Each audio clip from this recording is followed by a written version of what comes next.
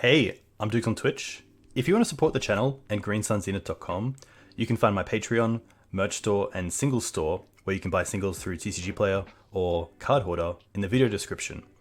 If you want to get in contact, you can also find all that info in the description below for things like donation deck lists or just wanting to reach out. Alright, let's get right into it. Hey team, welcome back to Dukes on Twitch. Back today with just a night stream looking at Abzan Maverick. And here we have a list very similar to the one I've been playing on stream recently with some pretty good success. And this list has an old friend with us in Scavenging Ooze.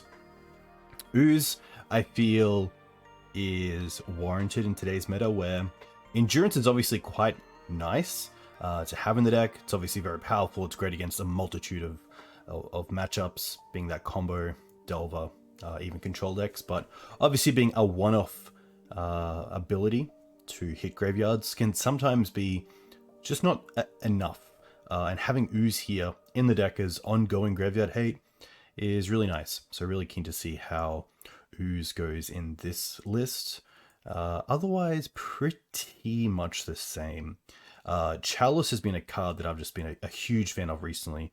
I typically play against a few Lotus Petal decks in leagues during my time, so 8-cast, Storm, Reanimator, any deck like that, I'm pretty happy to bring in the Chalices, so it's been sweet.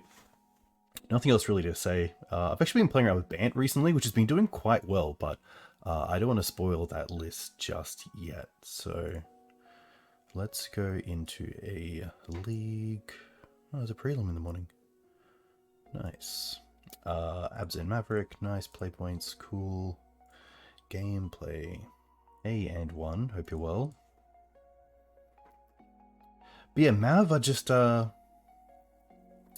lot I want to say and not enough time to say it. A little bit of late night Maverick. Shark, you know it. You know it. There's no better way to enjoy a league other than with you guys and with Mav. Alright. This is probably my favorite hand that I mean, come on. Turn 1 Esper Sentinel, turn 2 Thalia into Wasteland as well. This hand doesn't get too much better. Like maybe a Swords to Plowshares, but you just gotta look at this sometimes and appreciate how cool it is. We'll definitely keep this.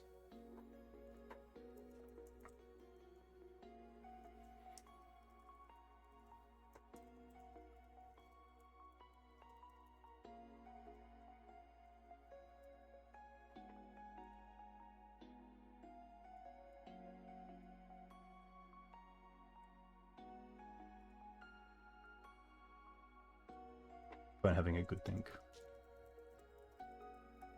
Opponent goes to 6.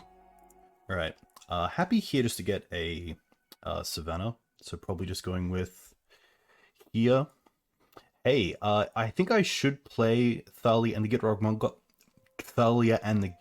Monster, but I think I should play it in 4-color Loam. I think Loam is where it sits really nicely. You have Mox Diamond to get out a little bit earlier. You obviously have Loam to make use of the ability. So I'd love to see it in either a 4-color or Abzan Loam Shell. So looking forward to that. Hey Echo, hope you're well.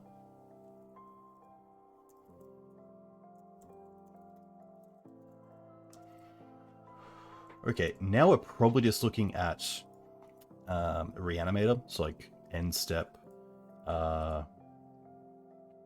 Or in response to Thalia, we're probably seeing Entomb. No. Huh. Swamp by itself. I guess, Shark, the nice thing to say there about Mox Diamond versus your wallet is that once you have a Mox, say a Mox is $500, you buy a Mox. Typically, it's going to stay at that $500 mark, if not improve. So, although it is a lot of money, it is quite nice to know that, you know, you're not just throwing away $500. It's there just in a different kind of shell. Interesting. I think here I'm pretty happy just to Wasteland first. Hey, Modge, thank you very much for the sub. I very much appreciate you. Happy to wasteland first. I don't think there is some sort of flash creature to worry about here. And then we have two options. We could either Green Suns here for Dryad Arbor to get Night Out next turn, and also Esper Sentinel. I don't mind that.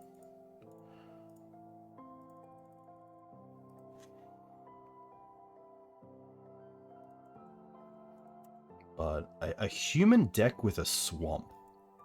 Chat, let me know what you think this is. Because typically Legacy Humans doesn't play a basic. Sometimes I think it plays a plains. So Swamp into Cavern named Human is a little bit foreign for me at the moment.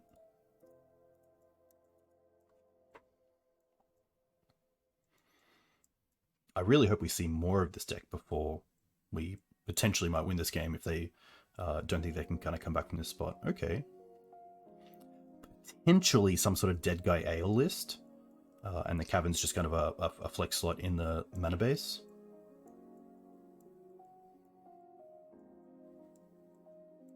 Grief. Pitching Kambal. Okay, I'm going to put this down as Dead Guy Ale. Well, there goes Night. I wonder if they also have the Reanimate. That'd be pretty sweet. Take both creatures, kind of leave us with nothing but a Thalia that can attack by itself. Arena Rectalist, I think that's a pretty great guess on what this is, Steamboat. Hey, Rick, thank you very much. Too kind. Oh, they have a touch? Okay. That's pretty cool, because touch Blink also gets around the Esper Sentinel trigger.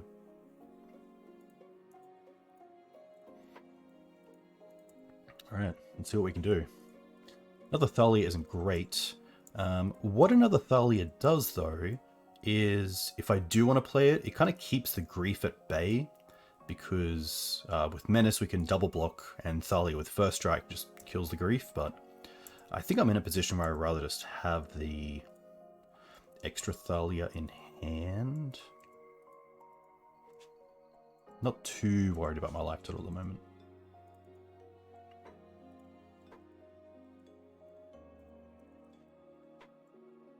Petal, sure.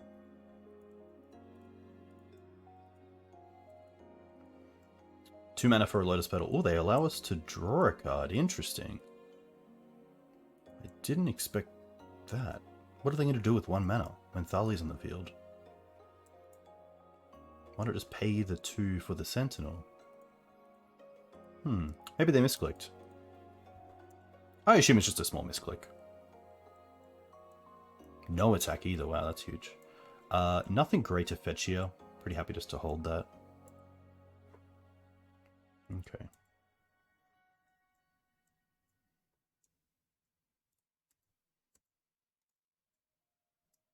No attacks and no blocks. Really not wanting to have that that Grief leave the field. Something like a main deck Plague Engineer here would be very good. Probably on Human, taking out Thalia and Esper Sentinel, also leaving us with a dead Thalia in hand.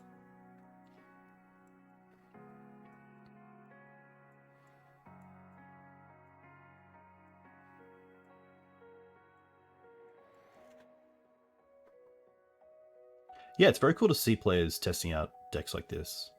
Dead Guile, a deck that hasn't seen too much play in the last few years, so to see different variants of it is very cool.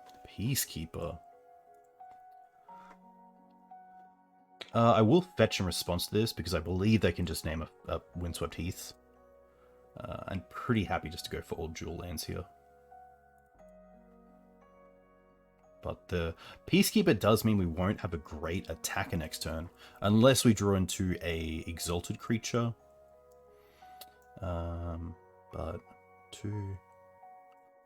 I guess if we draw into Green Suns, we can fetch for Questing Beast, which is pretty cool. Kind of breaks up the board here. Hey, always home. Always nice to have you here. And I hope you fix your AC soon. That sucks. Having AC is just the best, especially when you need it. They're still named Knight. Okay. Not too happy with the... Yeah, I think the Dried Arbor here is just a little bit better for us because it does turn on a few Green Suns hits.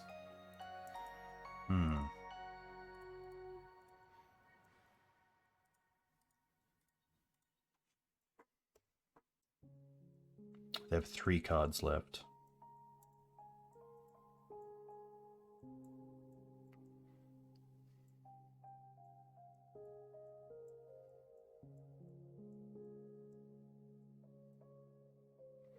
They don't know about the second Thalia, though.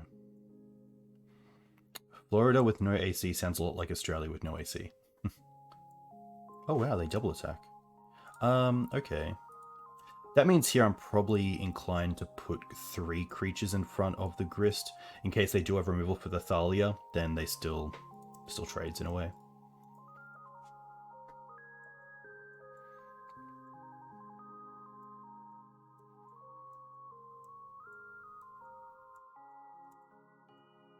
Oh, okay. Take the 3.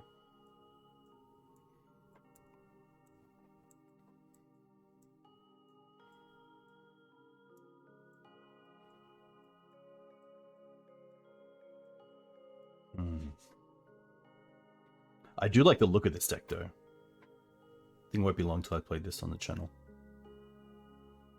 Especially with Touch. This card is really nice. Especially with how flexible it is. Not only being like an Oblivion Ring, but also the channel to either save your creatures or get extra value off them is pretty sweet. Right. Just a pass. Nice. There we go. 2, 4, 5, 1. Let's actually have a look at this. Because I could also just 1, 2, 3, 4, 5. I could Green Suns for... There's actually a few things here. I think it is Questing Beast, but I also like Grist. Grist is pretty cool. Potentially just trade the Thalia away with the Anointed Peacekeeper. Because we have the second Thalia. Could also get rid of the Dried Arbor. I could also go the route of Ramanap and Wasteland them, but then we're kind of in the same position where a 3/3 just blocks the whole time. 1, 2, 3, and then 1, 2, paying Thalia's cost.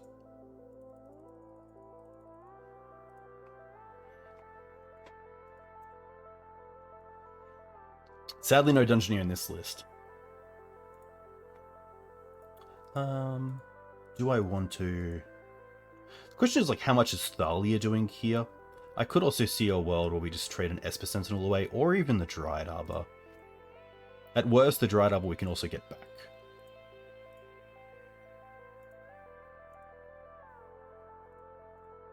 With Ramanap. Yeah. There is a world where Thalia on the field this turn is doing enough to keep something off the field next turn, so...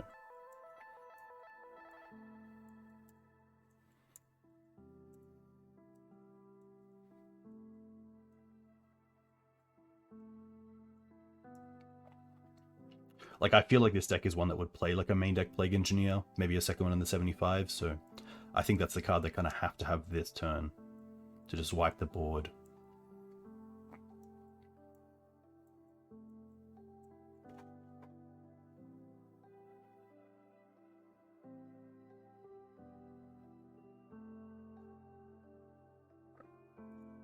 Ball, okay. Another X3.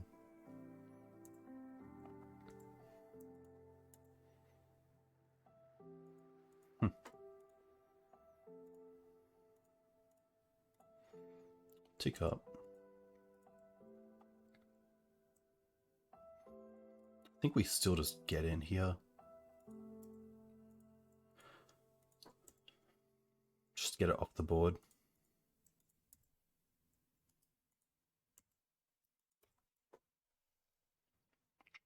Yeah, the opposition agent mana, if they had it, would have been pretty brutal.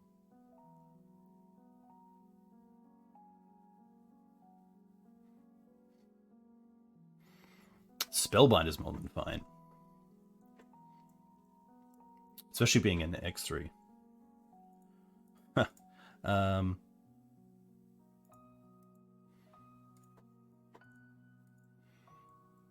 I don't mind attacking with everything and seeing how they block. Could also just trade away the Grist here.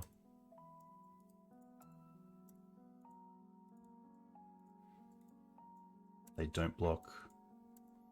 Makes things easier. Honestly, I don't even need to get rid of the Grist flying. I guess if I tick up, I lose it anyway. But I get a 1-1.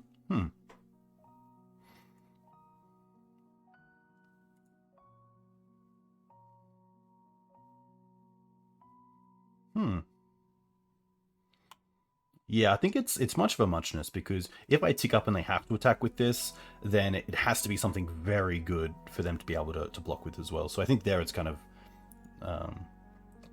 all roads lead to Rome. Thalias are an easy cut here. Probably the Esper Sentinels or some number of them.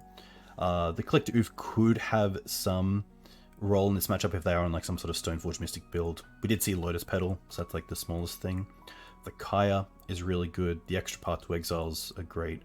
I don't mind the Agent, even as just a flash creature.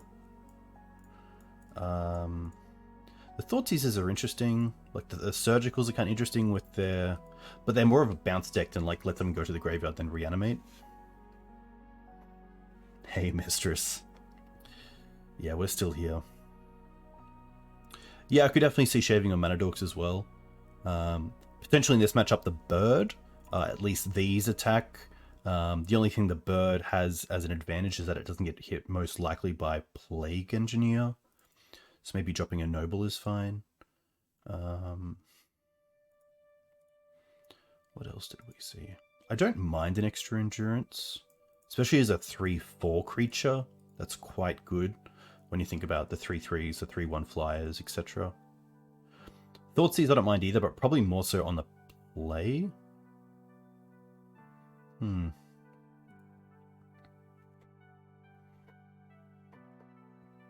I honestly don't really care what this last card is. I wonder if they're a Chalice deck. That would be interesting. Because they're most likely an Ancient Tomb deck.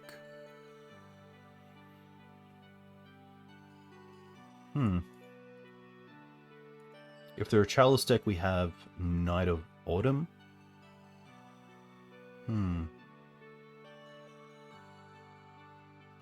Yeah, I think it might be between Endurance and, like, potentially Force of Vigor.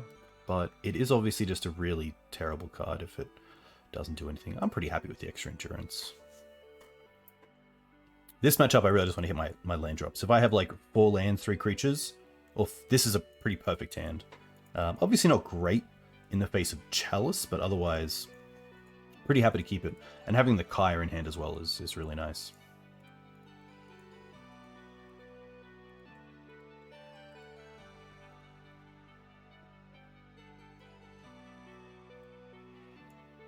But yeah, I'm going to assume this is maybe less of a Dead Guy Ale list and more of a black-white initiative list. Or like a black-white scam list. Okay. I don't mind ramping here. Probably just off a Savannah.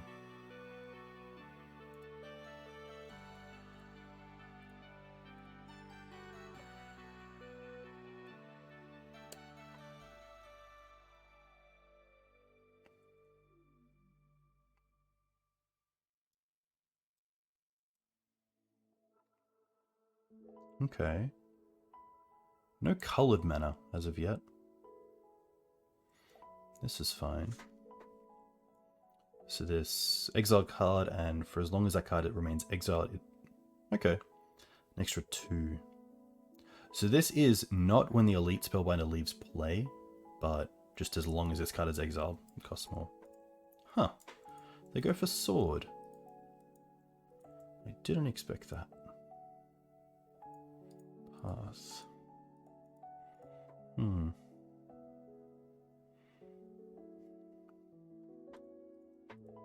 Pretty happy just to fetch here while they're tapped out and get the other, probably the scrubland, and then pass.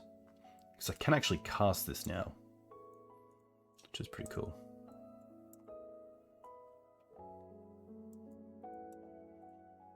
Then next turn follow up with Kaya. They can blink it, that's true.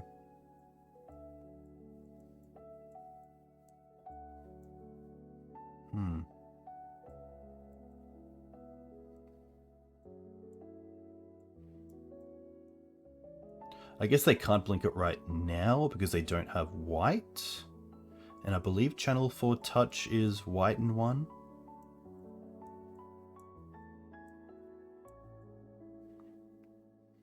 I don't think Channel is just 2 mana, right?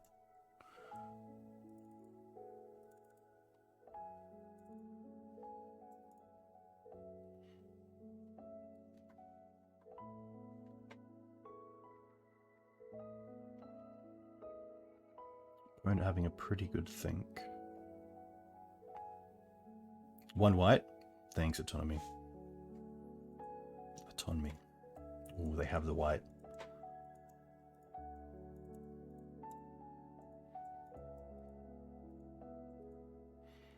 Pretty happy to let this go through. If they want to hold up touch, that's more than fine.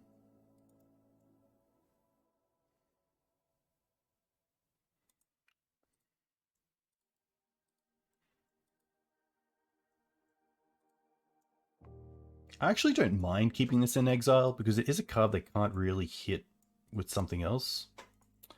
I'm also happy just to go for double path here.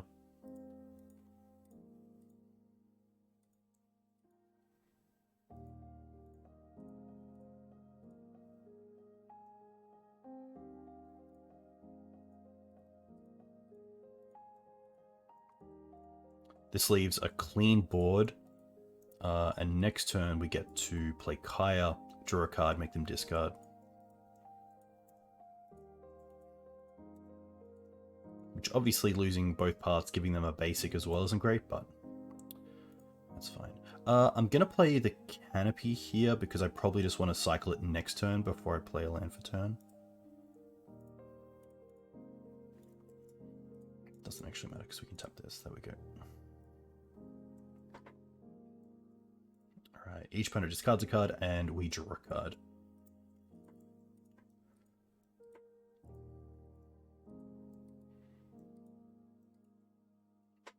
Nice.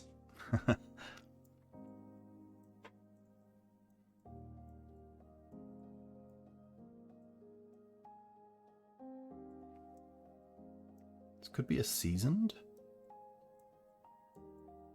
Okay. So they get another basic here. But we do have the sword for the season dungeon here. Oh, if they have a touch, that's pretty bad, I guess. They only have 1 mana up. I guess they could have another ephemerate.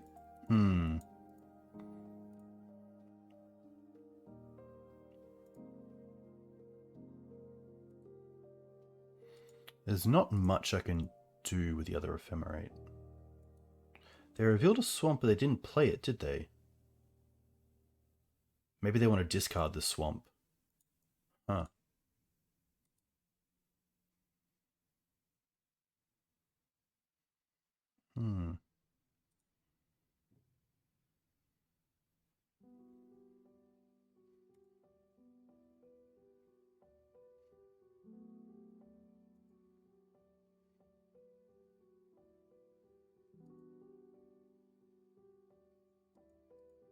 Neg 2 first. Yeah, I guess we're not zeroing on this anyway because they get the ETB.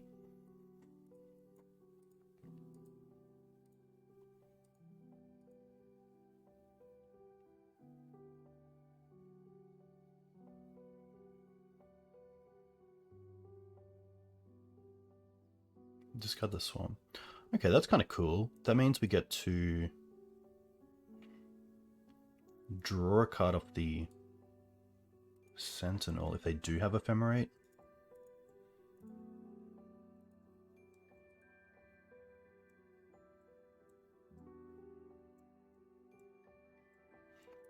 We leave them with the...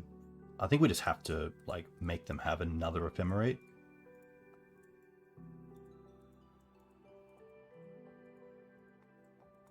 Okay.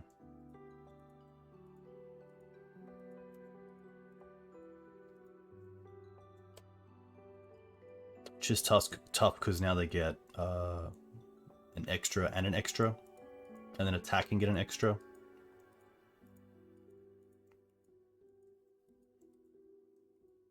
But not too much we could do there. Like we could have potentially zeroed it, got in, comes back. It's a tough one.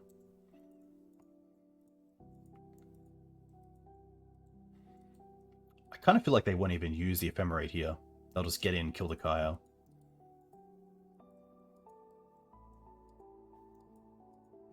Okay.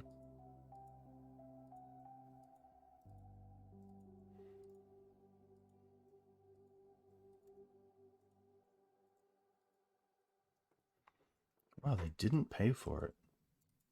They must have something good. Well, they floated the mana for it. Maybe they're just collecting correctly.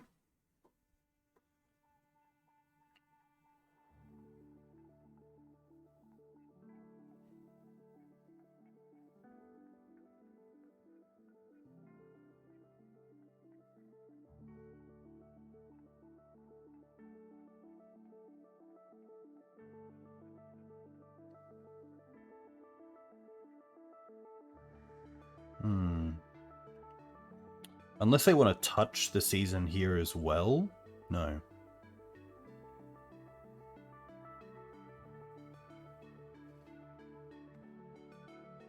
I'm also at 8. I didn't really realize that. 5 mana? 5 mana? Another Dungeoneer.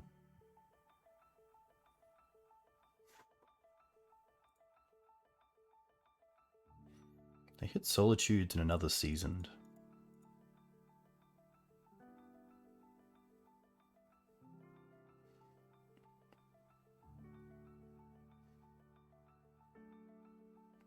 I think on the play here, I'm happy to play the Thoughtseizers.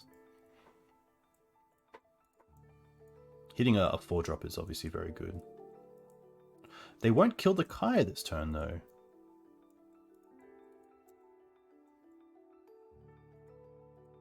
Let's start by drawing a card. Okay. And they have 1 card left.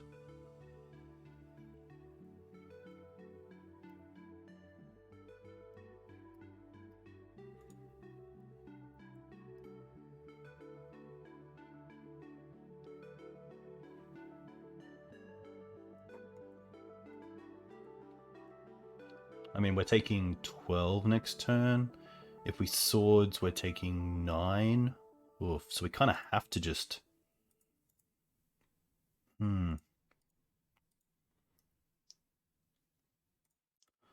Draw another. Double sword? Scoos. A little bit too late.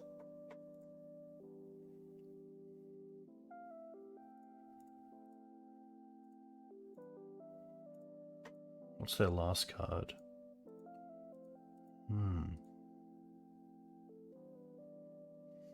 I can't even... Yeah, I just have to sink it in, unfortunately.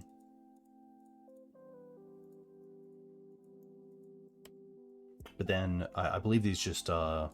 Yeah, I'll be dead. Tough. Just a little bit too slow. The extra endurance... Sentinels aren't great, but they are, 1, a good way to try to steal the initiative, and 2, obviously with Fiend Artisan, they're quite strong. But I will bring in the Thoughtseizers. I don't mind this sort of agenda. Maybe, yeah, the Agent's still okay. I'm just gonna see how this lines up. Obviously the less taxi weight lines are better, and drawing threats off Kaya can help. But see what we can do in this third one. But it was, yeah, that Ephemerate was huge. Okay, pretty happy to keep this. Turn 1 Sentinel, turn 2 Hold Up Sword, turn 3 Grist, turn 4 Kaya. It's a pretty solid line. Only kept 7. Let's go for Savannah.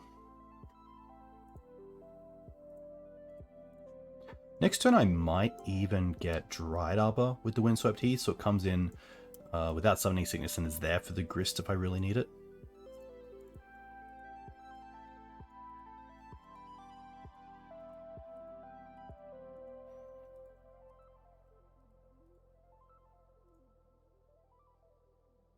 Hey, Kentucky Fried, thanks for the follow. Hope you're well.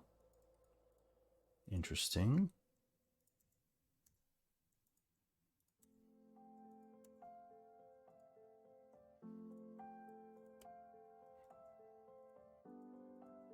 There is a... Oh, no, I can fetch because I was going to say Opposition Agent's a bit of an issue, but we have the sword for that, so not too bad. Why Sentinel replace Mum? I find that Esper Sentinel draws you more cards than the advantage Mother gives you. And I feel like in these builds as well, it's getting to the stage where there isn't sort of one bear that you really care about and want to protect. So although Mum can protect things, you don't always feel like it's that relevant. And Esper Sentinel, you know, drawing a bunch of cards is really cool. Sentinel's drawn me up to 5 or 6 cards in some games, which is pretty nice. The only matchups that I would say is like maybe, you know, Collector Oof against 8 cast, where usually you side out Mum anyway. Maybe Collector Oof against a Storm deck, but during the cards of Sentinel's also very good against Storm, just to keep digging for extra bears or disruption. Yeah. But Mum's powerful. You know, Mum's probably still the top 1-drop for white in the game. But Esper Sentinel comes close. Esper Sentinel is very good. Yeah, Shark, I've definitely done similar. You know, having Safekeeper as a Green Sun's target is really nice. Even in the board, if you just want to have some sort of protection against bounce effects or destroy effects. Safekeeper is great because by having 1 copy with Green Suns, you get access to 4 extra virtual copies, which is really cool. People don't expect Safekeeper either, which is quite nice. So if you Green Suns for 1, most people think you're just getting a mana accelerant.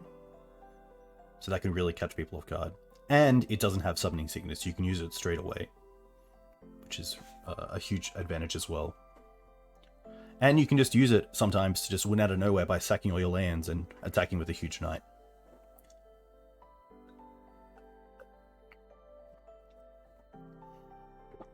It also has some cool play with Ramanap, where you can like bog someone and then sack the bog to Safekeeper to then replay it. Ooh, just a pass? Dried Arbor. I'm not gonna fetch for Dried Arbor here. Cradle. I think what I should have done actually is just fetched anyway in their end step, because then if they have Grist, if then they have Opposition Agent, I can just Swords in their turn, untap, and then have 3 mana for Grist.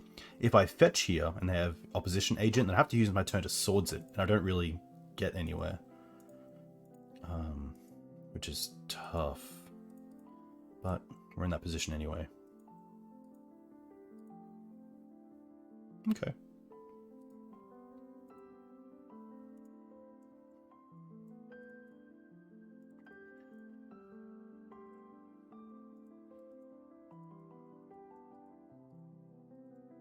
But Grist with Cradle is quite nice. How do they not have a play here? What does that mean? Like, I'm not attacking into...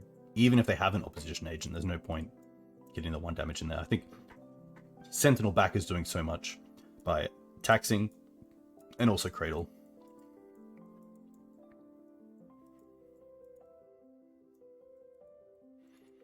One key thing about Grist is that next turn, we get to play Cradle and play Kaya while also holding up the Swords to Plowshares. which is pretty huge. Without the Cradle, we can't do that next turn. We only have access to 4 mana. Thankfully, with Grist, we might get access to 6 mana next turn. Hey, Mark, good to see you. This is Black-White Initiative. So we've seen cards like Grist, we've seen the Seasoned Engineers, the Elite Spellbinders, the Anointed Peacekeepers, cards like that. But for them not to have a turn 1 or 2 play is interesting. I can understand a no turn 1 play in a deck that doesn't necessarily play 1-drops, but no turn 2 play and no flash turn 2 play on my end step is...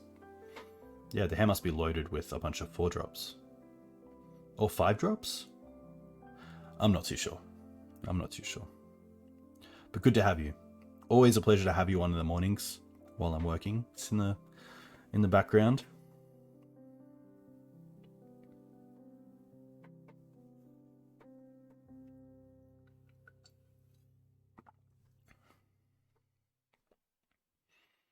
Cavern, okay. So they could be wanting to play Seasoned Engineer and also hold up Ephemerate.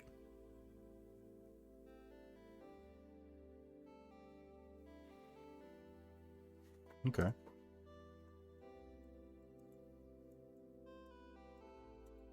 They do get a basic from this as well, which they can...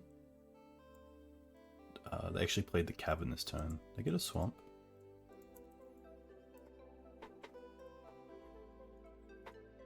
Right. Play the Cradle. Tap the Cradle first.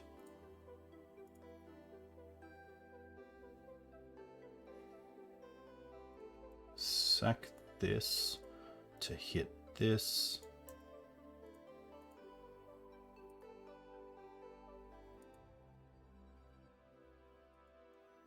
Black. Huh. Rebirth. Okay, so we get to draw off this, which is nice. Another sword, that's actually pretty good. And then we want to sword this in response. So this card is choose target creature, you lose 2 life until end of turn, that creature gains whenever this creature dies. Which is interesting, this doesn't work if you use swords.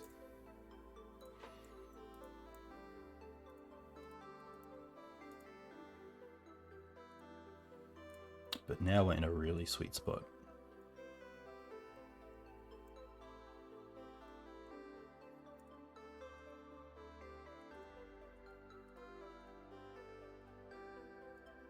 Each opponent discards, we draw a card. Which is sweet. Like, straight away, Kaya replaces herself and puts your opponent down at a disadvantage, so can't be too unhappy with that. I would assume our opponent here has a Solitude, but seeing that they had the Rebirth, that could be... no, they do, okay. Which isn't too bad. They don't get too much value off the Solitude, and the Esper Sentinel's already drawn a few cards. Wait, what? Oh my gosh. Did they miss it? Oh my gosh. That's a massive tilt. How do you miss it? Did they just click, like, no? Because it's up to 1 creature? Exile up to 1 other target creature? Oh, baby. Tough. This opponent has made a few misplays, and by that I just mean on MTGO, which makes me feel like they are a new player to MTGO, which really sucks, because small misclicks like that do cost you games, and we just saw that. Like, even though I have 2 Planeswalkers there, that game's definitely not over. Could be a pretty nice comeback from our opponent, but unfortunately, sometimes MTGO just does MTGO things. But yeah, that deck looks sweet. Especially with the Rebirth. Having access to Grist and Solitude as your pitch cards. The Rebirths are sweet, especially against Bolt decks. Dungeoneer. I wonder if it plays any other initiative creatures or if it's just Dungeoneer. You ever lose 4 games in a league to the clock? Oof. No. That's a tough one. But I think the only way to get better at being quicker on MTGO is just to play MTGO. Big easy tip is It's a little bit hard because it often depends on what your opponent does during their turn, but think about your turn during your opponent's turn. So you can just untap, do what you're going to do, and then just kind of, not F6, especially on a blue deck, but yeah. Playing a creature deck, yeah. The one thing I will say is that some people don't understand combat damage or how it works. This is a risky keep that is just Noble Canopy. And even if this survives, we have just Fiend Artisan next turn, so pretty easy mull for me. I want to make sure I have a pretty easy plan. And this is good enough. This is definitely good enough. We can Green Suns for Dryad Arbor turn 1 to accelerate. We have the backup Thalia for Solitude, and if it's a blue deck, we do have an extra copy of Thalia to actually play. So I think it's actually the Forest here I'm going to bottom. If we do Flood, having the Canopy is really nice. And I think here we're just going to go Savannah into Verdant. I could aggressively go for Bayou just to turn all my colors on, but I think at this point I'm happy just to go for Savannah. The chances of naturally drawing into either Plague Engineer or Grist are pretty low.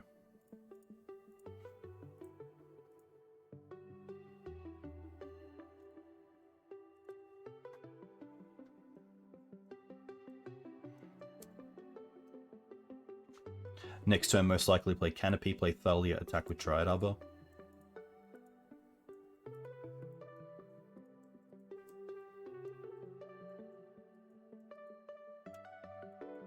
Volcanic Island. Okay.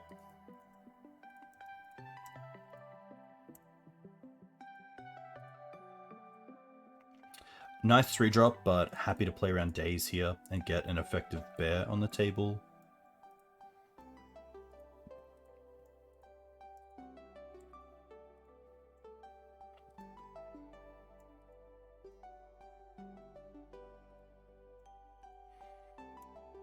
I'm going to force it. That probably means I have a free attack here with the Dryad Arbor.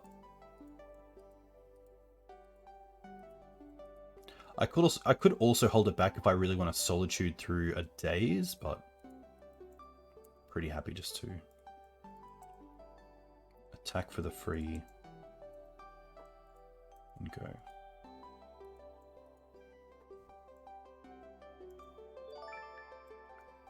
Hey Lord, a huge thank you for the sub.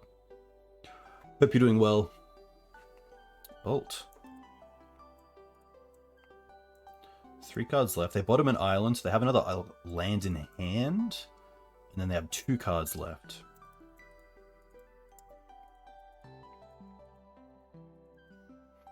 I'm going to assume it's Wasteland if they haven't played it yet. No. I was going to say Wasteland as well, because Bolt on the Dryad Arbor probably means Daze. Thankfully, this is fantastic. Which is a little rough if the last 2 cards are Stifle and Daze, because if we play the Windswept Heath and then play Thalia, and they Daze the Thalia, we then fetch and they Stifle the fetch, we can't pay for the Daze. If we play the Windswept Heath and they Stifle it and then they have Daze, it works out the same. I think in this case, I'm pretty happy just to play the Windswept. Probably fetch first. See what happens.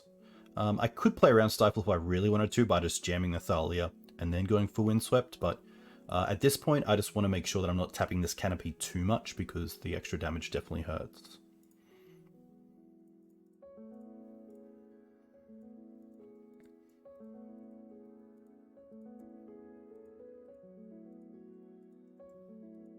This feels like a brainstorm in response. Okay.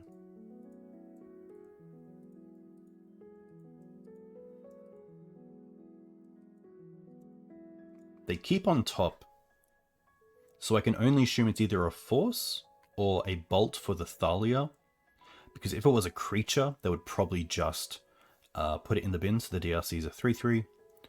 The top card could also be a Murktide. It's probably another good card to keep. Thankfully, we have Ramanap next turn, and then most likely into land for Solitude.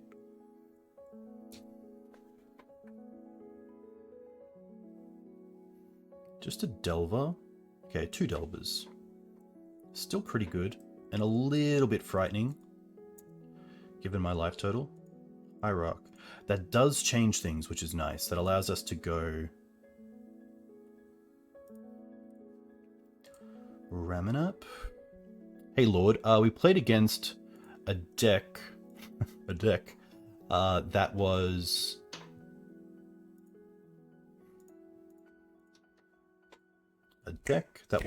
black-white scam / initiative. So think Grief, Seasoned Dungeoneer, Elite Spellbinder. No flip. They brainstormed and they didn't flip the Delvers. That is very interesting, because that buys us a whole new turn as well. They brainstormed and didn't flip the Delvers. Huh. That's a tough one, especially if you know the fetch land is there. Because I would think you would probably keep another threat, but then keep the fetch as well instead of the second Delver to try to flip this Delver and make this a 3/3, knowing that we have a 2/1 first strike in play. But who am I? Just some green guy?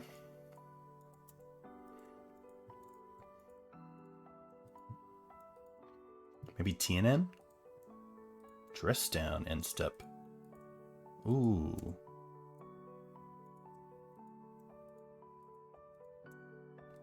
Changes things a little bit. They draw 1 card, so they could draw into Daze. Green Suns. Oh, I think here we just Green Suns for... This doesn't have mana. I think here it's correct just to Green Suns for Endurance. Oh no, because I have the Dress Down. Ooh, that was close. That was close.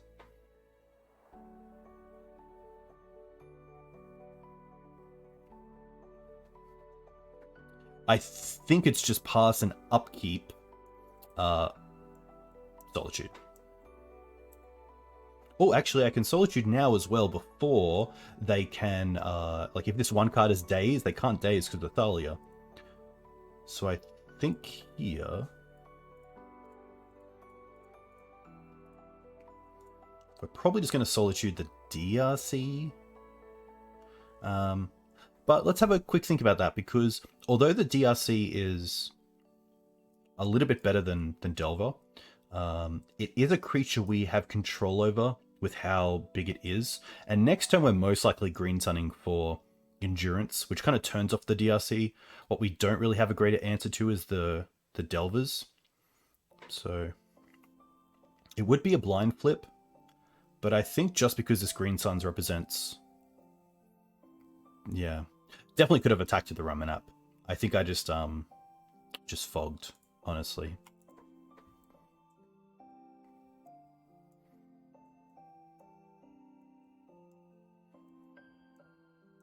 But yeah, the attack with Ramanap was pretty much free.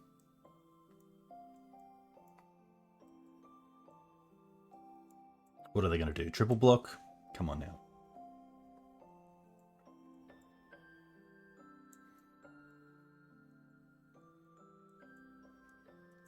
No flip. Wasteland's fine. And they have 1 card left. It's not a creature. It's not a brainstorm. It's probably just another Dress Down. Oh, okay.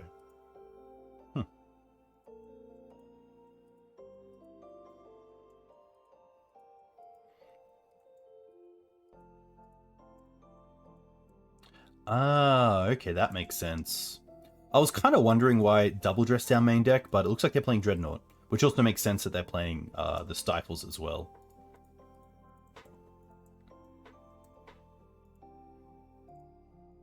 Okay.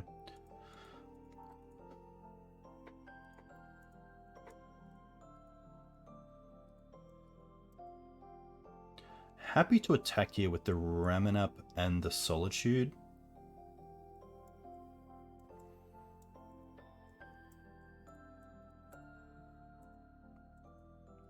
Oh, and then probably Green Suns for Ooze. This is actually a great position for Scavenging Ooze, because it also turns off the DRCs by eating the the Dreadnought. So we do go to 12. 1, 2, 3, 4.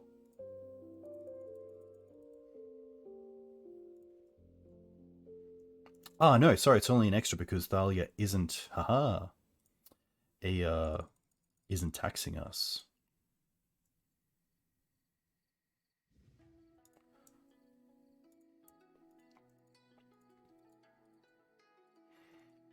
Nice.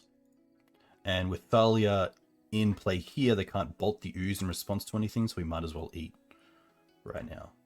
Yeah, that's a tough point. That's a tough position for them for sure. But nice to see the Dreadnoughts. Okay. So usually in this matchup, we take out the Oof, the Knight of Autumn, and most likely the Plague Engineer.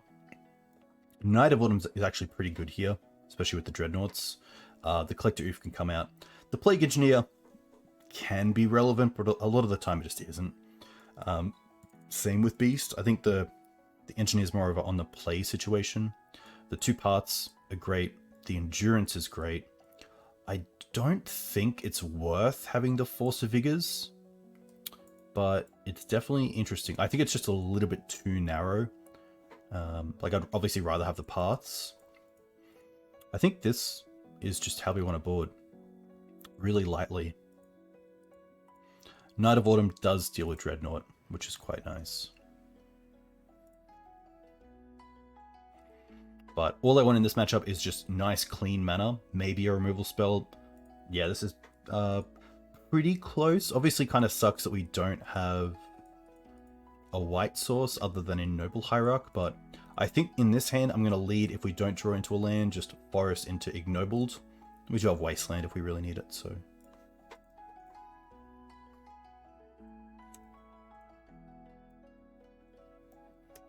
Aha. I definitely don't want to Wasteland this because of Stifle.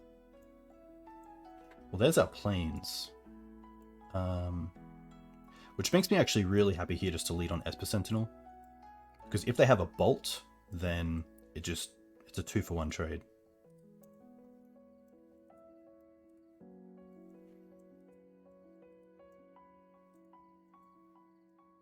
No, it's not a 2-for-1. They spend 1 card, but we gain a card. It's something else. They spend 1 card, I draw a card. Play the Ignoble because it's the card that I care about the least. Kind of care about the Noble. Here we want to attack for 2. Would have been better if this was a Savannah.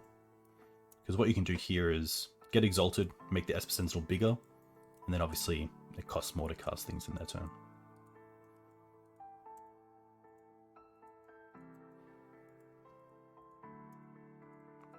But now we're in a really nice position. We have Knight of Autumn around days. We have Wasteland for interaction if really needed. Bolt. Okay.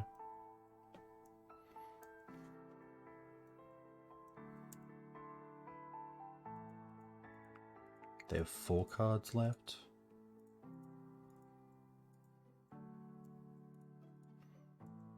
Wasteland here is quite good in response to Brainstorm, because then they kind of have to fetch if they want to Stifle as well.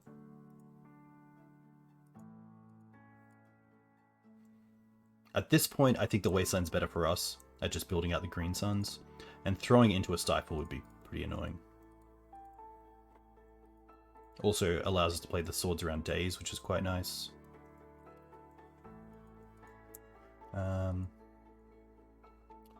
4 mana, 5 mana.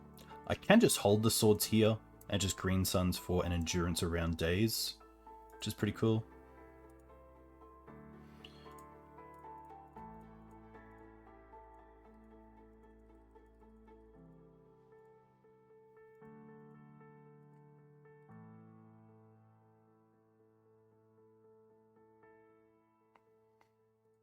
At 20 life on turn 4, a 1/1 Delver isn't really that big of an issue. 4 Pitch Days.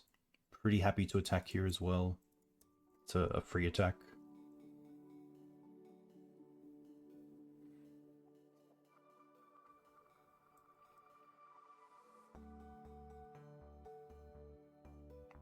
Stifle. Okay. But they fetch it away. Which makes we... Now we know that the other card isn't Phyrexian Dreadnought.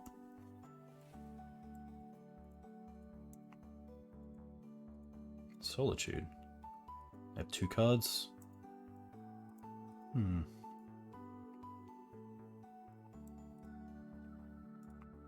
going to Swords this now. And then play out a 2/2 Knight, which can become a 4/4 if we wasteland our own wasteland. Which I'm pretty happy with at this point, if they want to bolt it.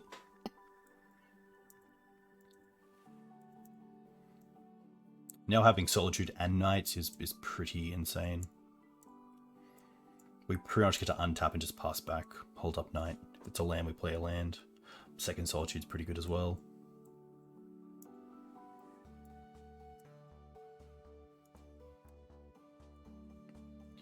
Yeah, we're in a pretty nice position. They're going to dress down.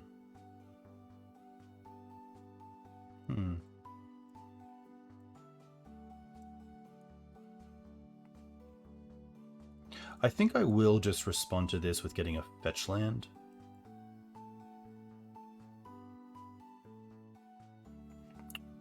Yeah.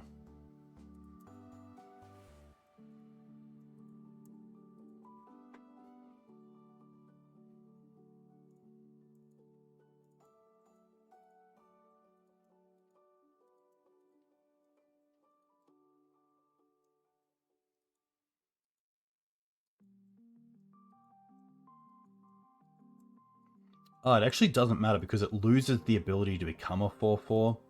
That was a bit of a misplay because it means we could have held up Solitude around days on their turn, which is much better. Yeah.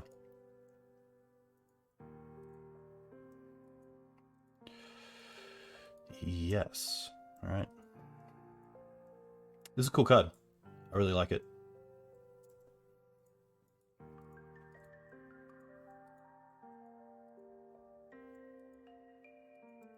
Okay.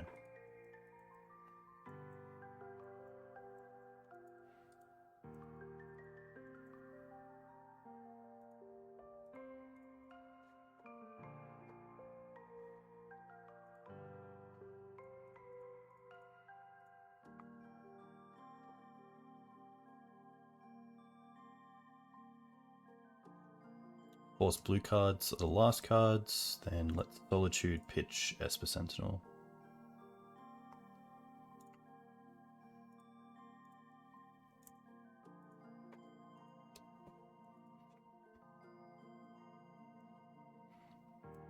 There is a world where you could actually pitch Solitude to Solitude, double wasteland your opponent, and then have Esper Sentinel most likely during a card at some point, but I think having the backup Solitude is quite nice.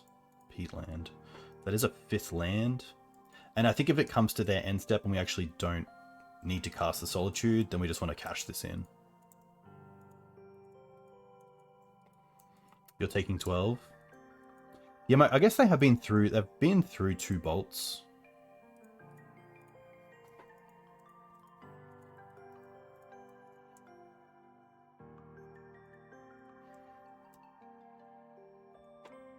Speaking of Dreadnought, welcome. Hey, Jono. Hope you're doing well. Hope the family's well.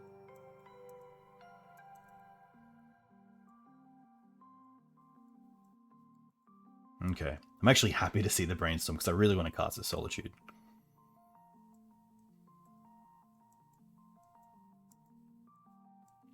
Yeah, we're up against blue-red Dreadnought, which is pretty funny.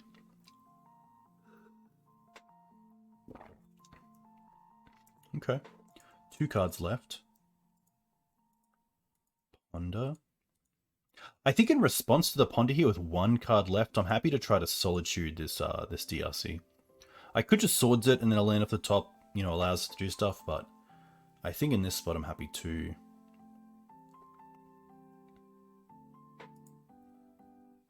Surveil first. Yeah. Drop a land.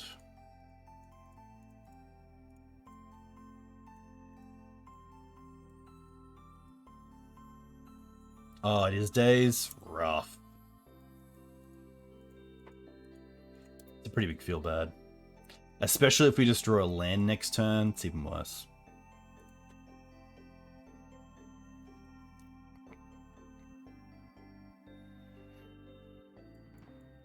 I think if I do think they're holding Solitude is better, because then if we do draw dead in just a land, it means we can play Solitude around days, which is pretty big at this stage of the game. They chose to not shuffle.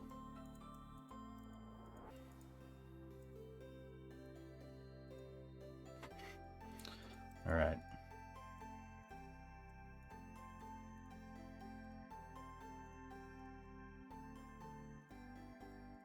These Wastelands aren't doing anything right now. We have access to 4 mana, which is heaps as well.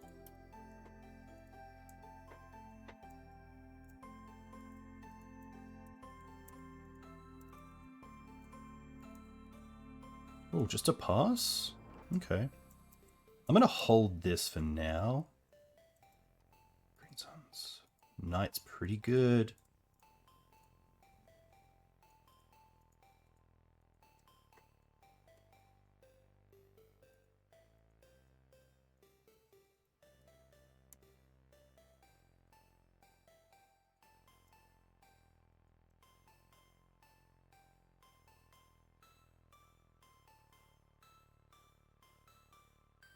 It's going to get the Arbor out.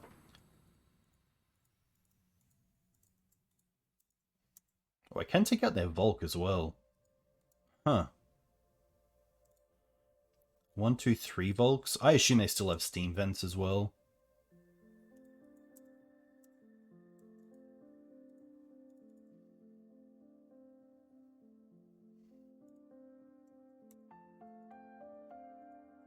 Just take a chunk of damage.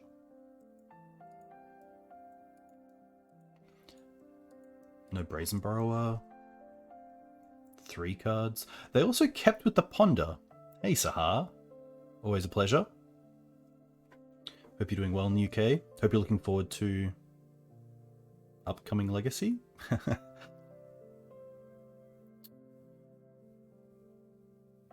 This feels like a Murktide.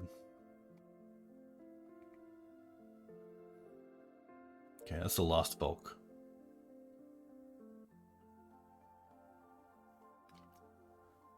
Hey Blue Sad, thanks for the follow. Hope you're well. Oh, Blood Moon? Okay. Interesting. The forest is in the bin. Damn, these are... Put them to 10. We're just going to hold this for now.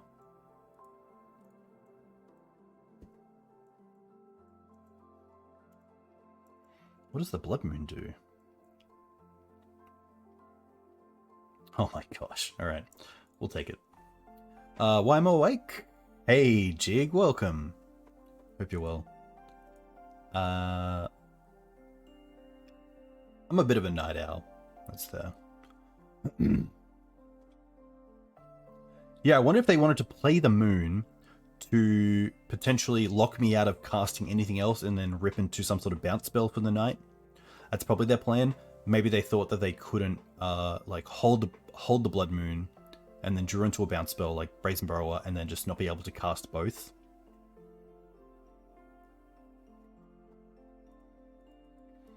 Moo.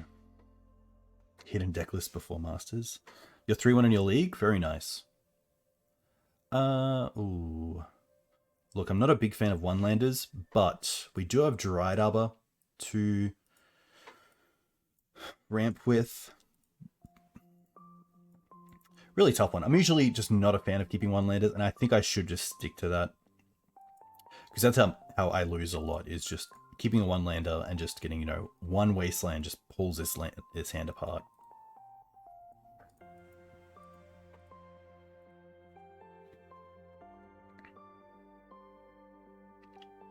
Yeah, dress down into Bolt would have been pretty cool.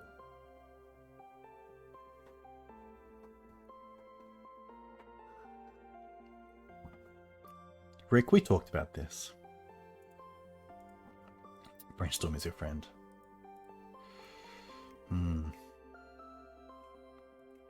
Look, in the other games, to be fair, we have thought about drawing lands. And it works out well, but... I'm going to stick to my gut. Never works out the way you want. Nice. Happy to keep this. It's probably the Knight. I really like Thalia and Sentinel. Green Suns is great. Endurance, just, you know, if in case there are combo deck, having the Endurance is nice, but typically if they are going to be combo and Graveyard, it's going to be Reanimator, and typically if they go off, they have Grief or Unmask.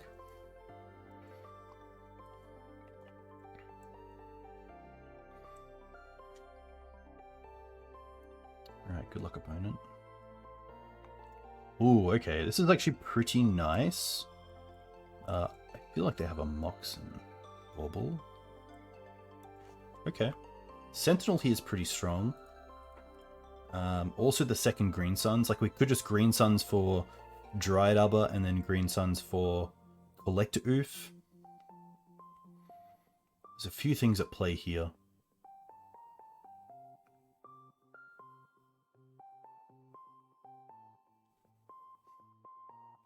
If I Green Suns for Dryad Arbor, what are the chances that they just return it to my hand? I'm actually pretty happy to stick on the line of Sentinel here.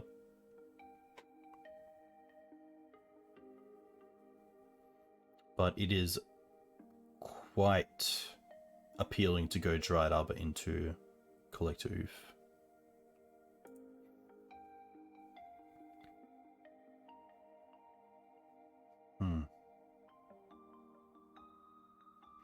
Quick think.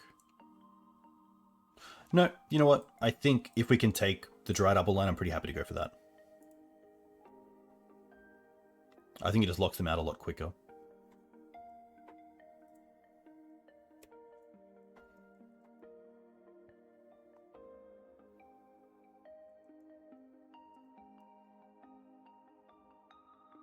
Yeah, it's a great point.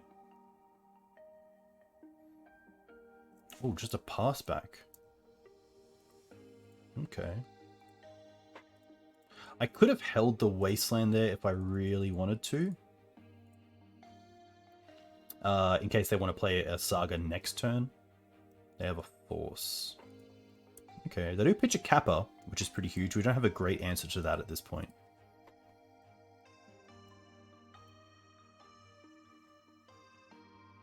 They also cash in the Spellbomb for a card, which is pretty huge. Because Wasteland's going to take out the Tomb, and then...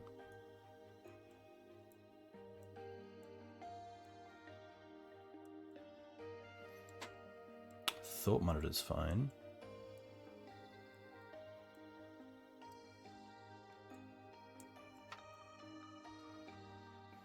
So next time we get to Sentinel, Thalia, and Wasteland. I think the best draw here is just Wasteland for us, because Wasteland works really well with the Sentinel and Thalia, but I also want to Wasteland around for Saga. So unless we draw a pretty great card in Night of Autumn, I was going to hold this, but there's no chance now.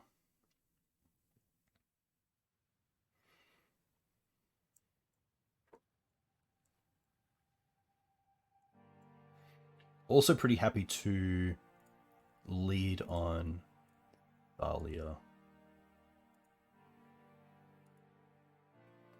Could snipe the 2 blue sources as well, but because we have just Green Suns for Oof to turn them off, I don't mind this line either.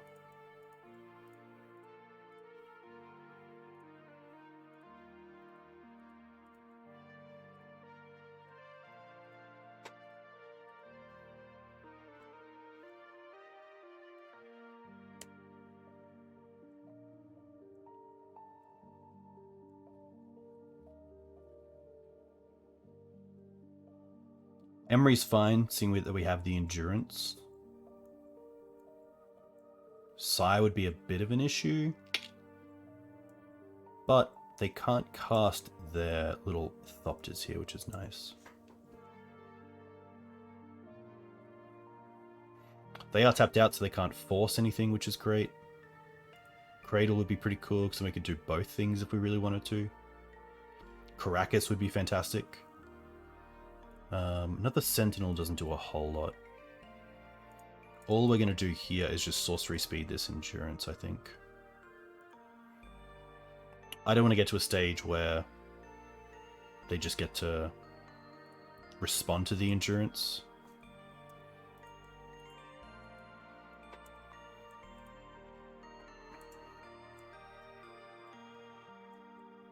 We also have Green Suns for Fiend and then Fiend for Plague Engineer to stop the Psy if we really need to.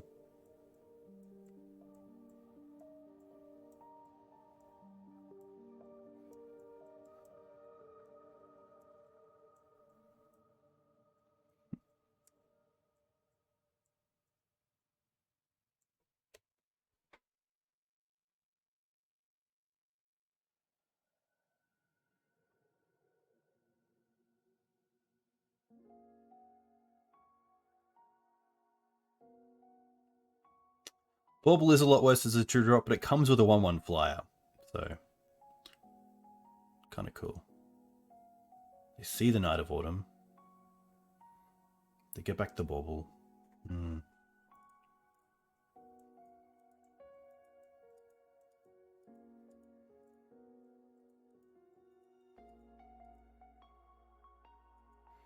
Jeez.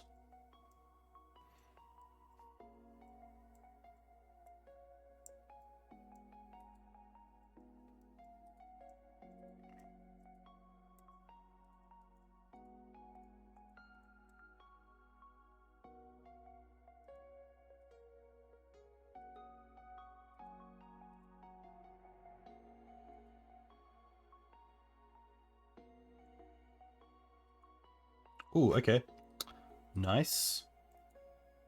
I think in this situation, they're actually tapped out as well, which is great. We are just going to Solitude the Psy, and then we can start getting in as well, if we really want to.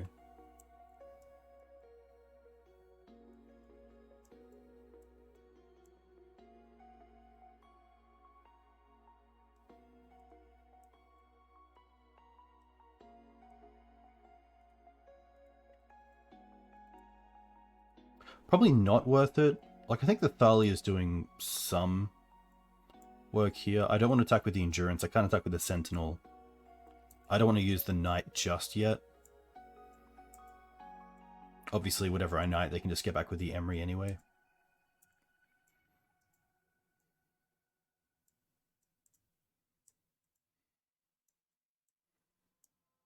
But 8 cast draws a lot of cards. They're up to 6 cards.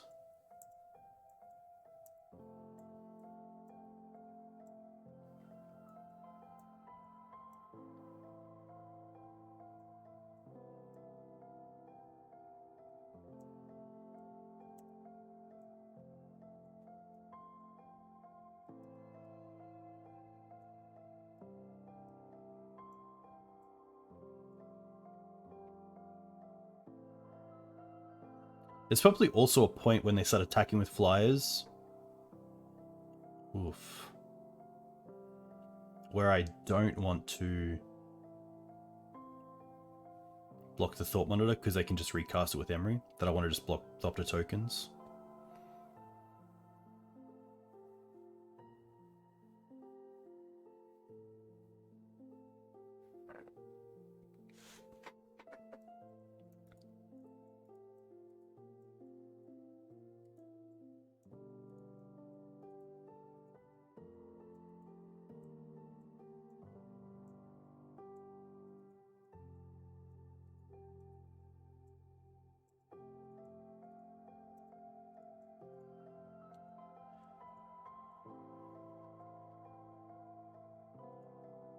Okay.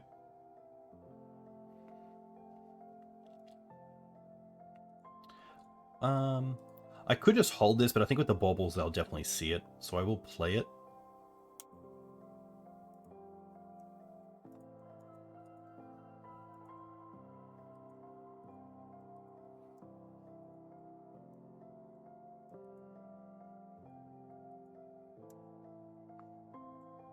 And I think at this stage Thalia's just done enough. But at the same time, I don't really want to give them the chance just to block with Thought Monitor and then get Thought Monitor back and draw 2 cards. So the Emery's doing a lot of work here.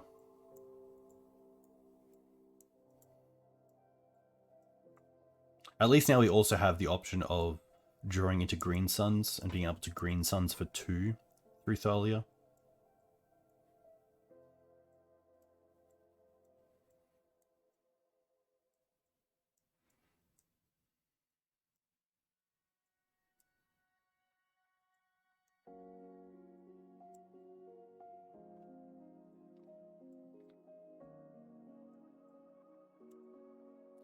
Yeah, Emery is really cool, especially in this deck. I could definitely see my opponent just getting close to attacking with Thought Monitor each turn, taking, you know, the block from Endurance, but then just recasting it for 1 from the graveyard to draw 2 cards. Like, that seems pretty good. Which definitely makes me feel like we're in a tough position.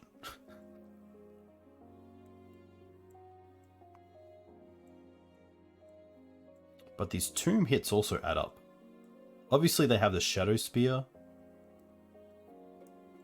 Chalice for 2. Okay.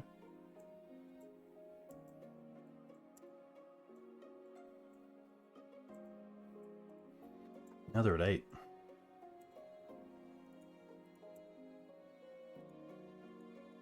Okay.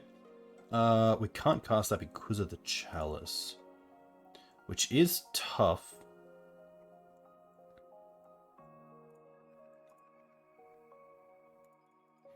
So I think now we just have to go for the Knight.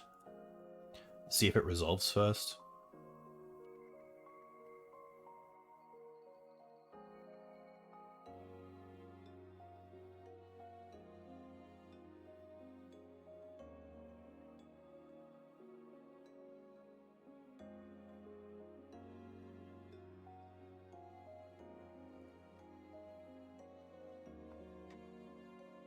Could take out the Thought Monitor and attack with the Thalia and the Endurance.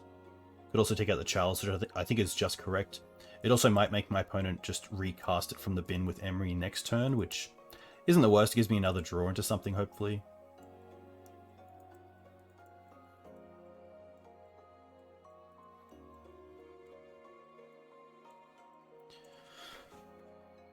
If that's the line as well, I don't mind attacking with Thalia. I think Thalia's done her role so far. They want to triple block, they can triple block.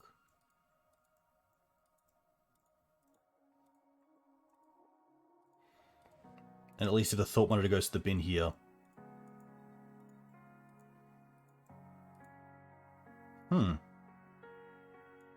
So I think here I'd rather just kill the 2 flyers.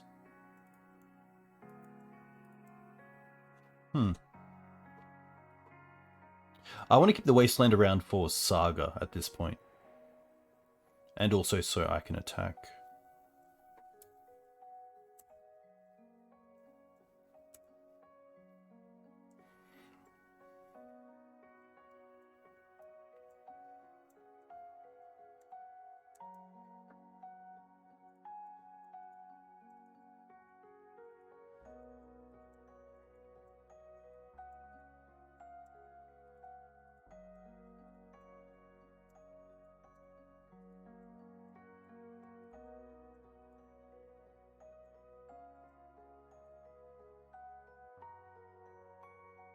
Grindy match for sure.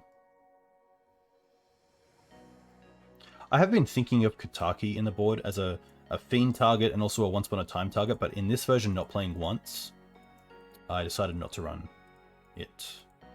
This is probably just a... Oh, Charles for 2. Okay.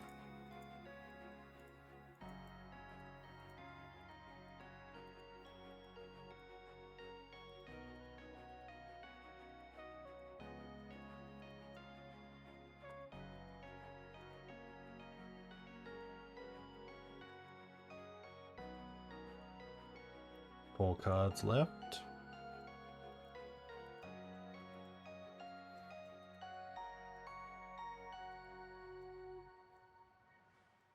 I guess with Chalice on the field for 2, they can't Chalice for 1, which is nice. Most of the only 1-drops they run are Saga targets.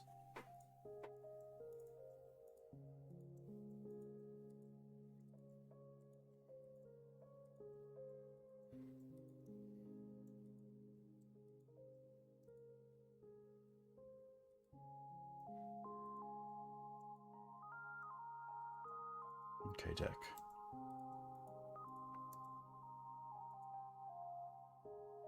Nice.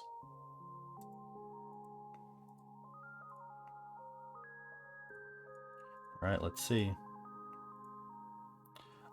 This will be... I always get confused with this, especially at midnight. Chalice for 2. So 1, 2, 3 mana.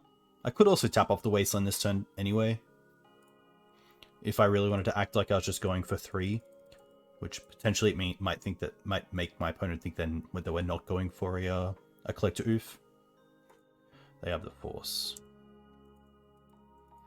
But they have to tap the Tomb if they don't want us to draw a card, which is pretty huge. Or they allow us to draw. Okay.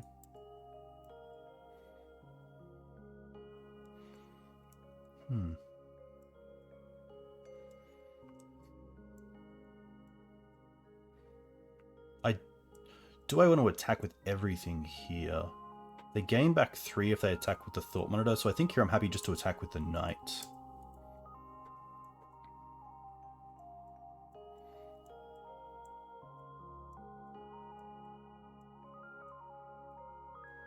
But surely they kind of see the line coming up of just Shadow Spear equip, attack, gain 3, put it in the graveyard, recast it, draw 2 each turn.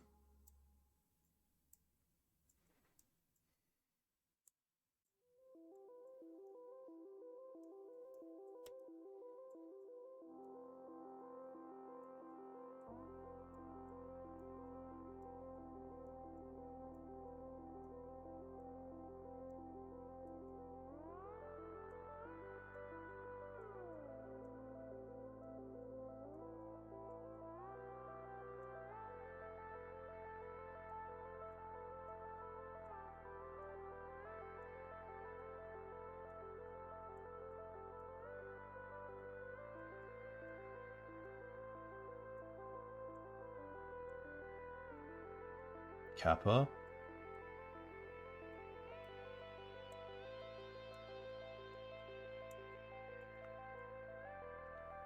The Kappa here is going to be very hard, especially with Shadow Spear.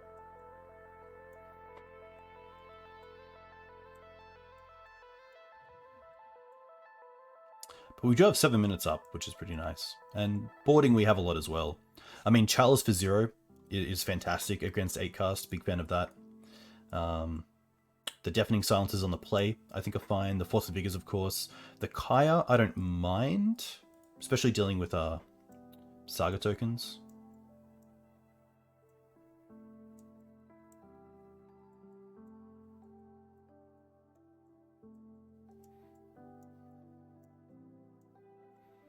Ooh, can you imagine like Questing Beast off the top? Now that would be gas. Wasteland.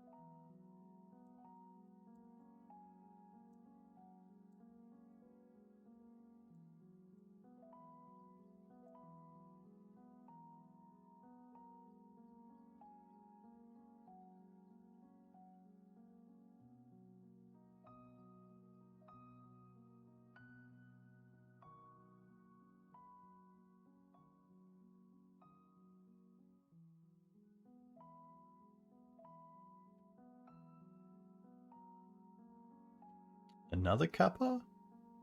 Charles for 3. Okay.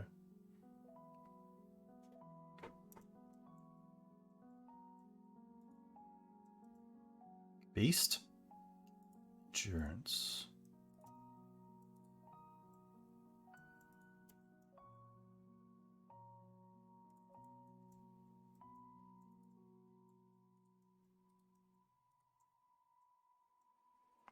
Okay. I would just be taking this. At 11 minutes, I wouldn't be taking the time to do this, but I'm okay with that.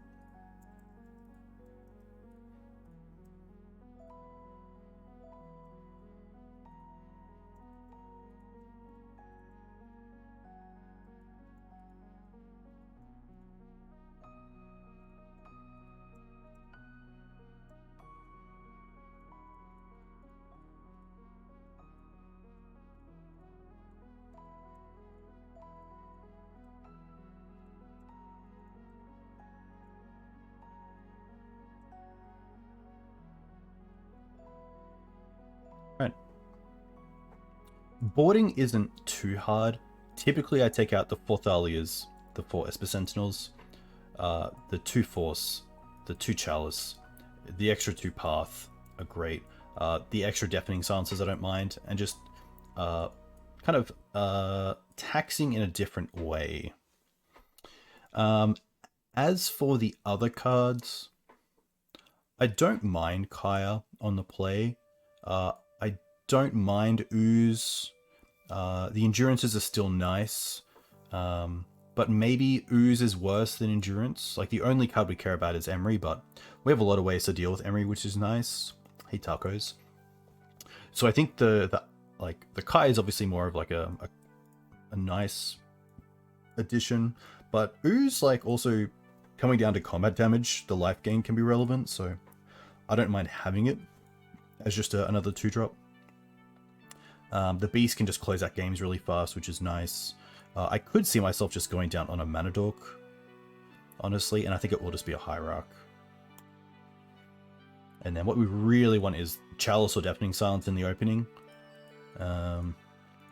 This is a tough one. We do have somewhat of a plan in turn 1 Sword, turn 2 Ooze, and then we have the Force to go. We also have all our mana online, so I could see this. No opposition for Urzas because with my strategy against Saga, against 8-cast, I don't really want them to get to Chapter 3. I want to deal with Saga with either Force or Wasteland before it gets to that stage. I think I'm happy to keep. Having the Swords is really nice for turn 1 Emery or Sai. We have the Force of Vigor for Chalice. We have a turn 2 Ooze, which isn't too bad. And like, Chalice is still fine anywhere in the match, but obviously in the opener it's fantastic. Just with how many cards that 8-cast draw, even a card like Deafening Silence isn't that dead.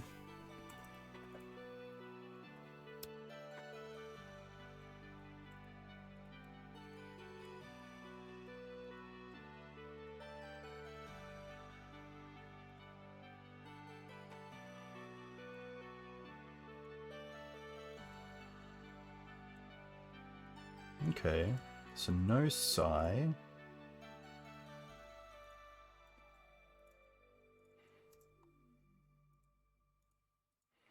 Artisan's pretty cool here as well. It might actually just be Artisan, because Artisan turns Dried Arbor into Collector Oof potentially.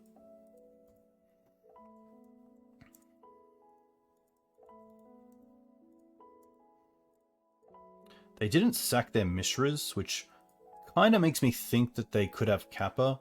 2, 4, 5. They would need like a Petal or Bauble, but here I'm happy to just to force this Saga and the Shadow Spear. Probably getting rid of the Ooze at this point. Sorry, the Endurance, because Ooze we can play next turn and hold up Sword, and then the following turn we can turn Ooze into Collector Oof.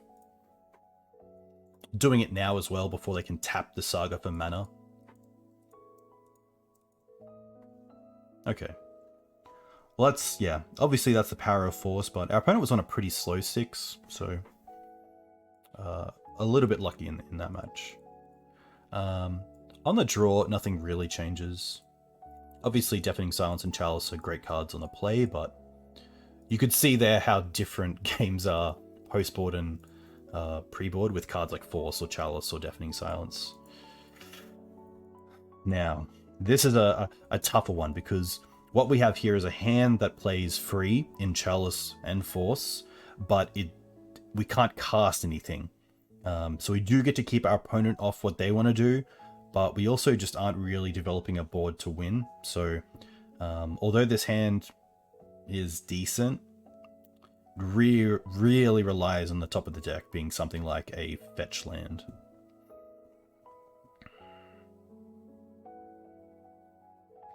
Which, my consideration for keeping this hand would be that Chalice and Force allow us to develop to a stage where we can draw that land, but it's a tough one, because this could just be a trap. You see Chalice, you see Force, you see a lot of green cards, you go, hey, we have time to draw into, you know, whatever, but we do have a lot of dead draws, so...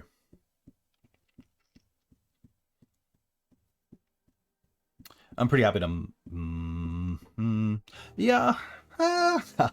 What's our opponent done? They're beginning with 7.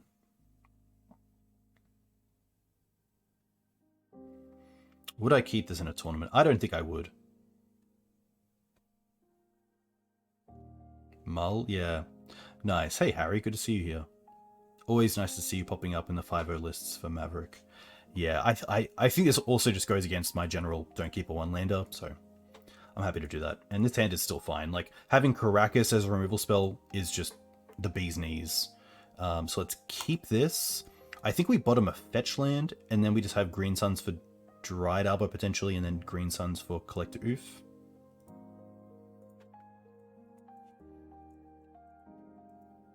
What I would love to see here is just turn 1 Emery. Oh, that's it? Okay. QB. I don't want to show the Caracas. I'd rather make them play an Emery or a Sai and then play the Caracas. So here we're just going to go Savannah into Deafening Silence.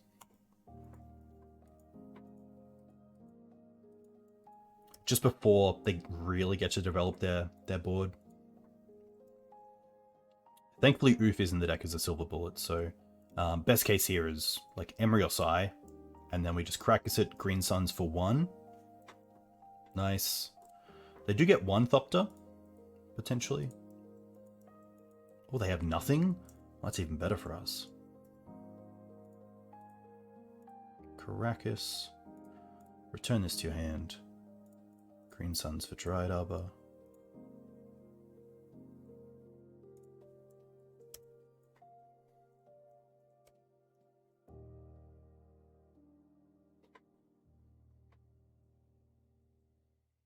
I wonder if now they don't actually play anything, yeah. Potential. Oh. Because of that, I'm actually happy just to play out the QB and get that forced rather than the Green Suns for Questing Beast. Because I assume they kept the Sai for a force. No. Maybe they have a bounce spell. Dismember. Okay.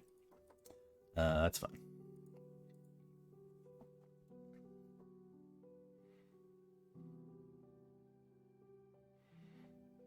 What's this? They've already cast a spell. You can't do something else.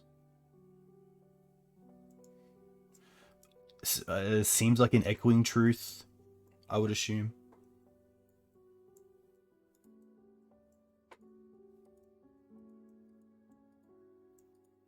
And now they're at 4 mana.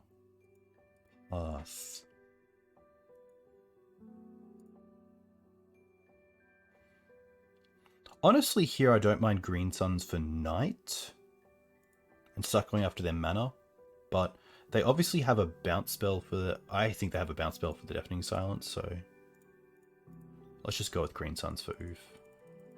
They've already used 1 Dismember. And at least if they force this, then they're not forcing the actual Collector Oof, they're just forcing a way to grab it.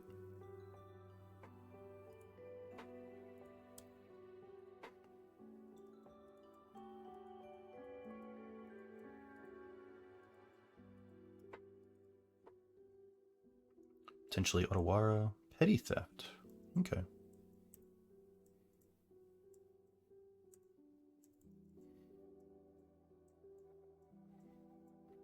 Luckily, we're also in a position where Kappa isn't really an issue.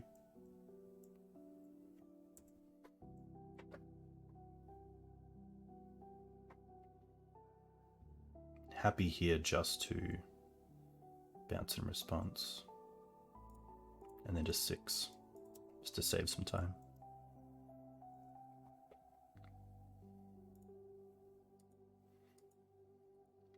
But you can see as well, deafening silence from like an MTGO clock perspective is a little bit of a strategy, because it obviously draws out the games if they don't have an answer, and if they have to spend, you know, their bounce spells or other things on cards like Collector Oof. Not a great way to win, but it is part of, you know, part of the online application of MTGO.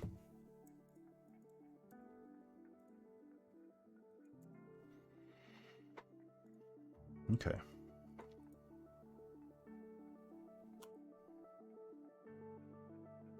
Six cards. I am going to fetch just for a Bayou. Yes. And then if I play this out, we have access to 2, 3, 4 mana. I think I'd rather just hold up double white.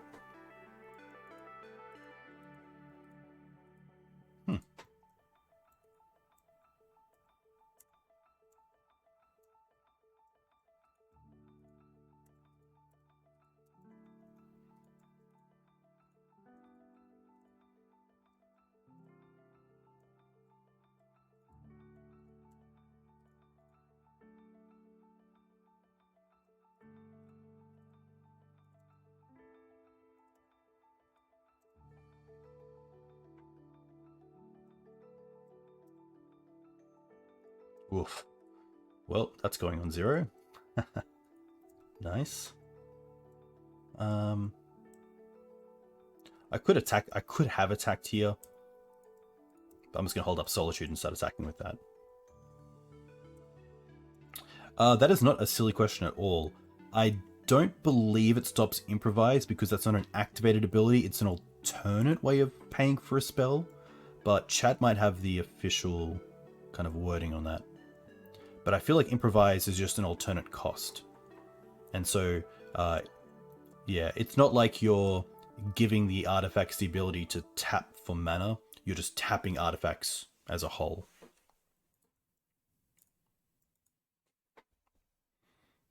Nice. One thing to note as well, that if they do cast a non-creature spell here, then the Solitude's just going to be uncounterable. Ooh, Kappa. That's alright. You can just path that.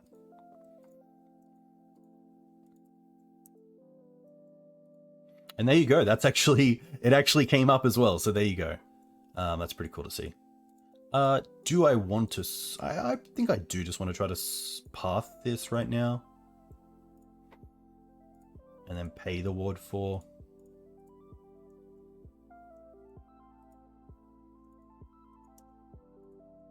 Okay.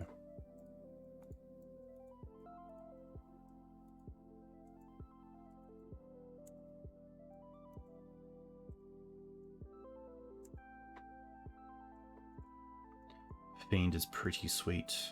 So if we play the Fiend like this, we then just have up Solitude as well. 2 mana, 3 mana. Attack with you. Nice. Now we're in a great position. And like Deafening Silence definitely bought us all the time we needed, especially with Sai. And now this Chalice just turns off so many things. Especially redraw effects and baubles. Mana. They're at 4 life. Like, yeah. Really tough spot for them. Nice. Can update this score to 3-0.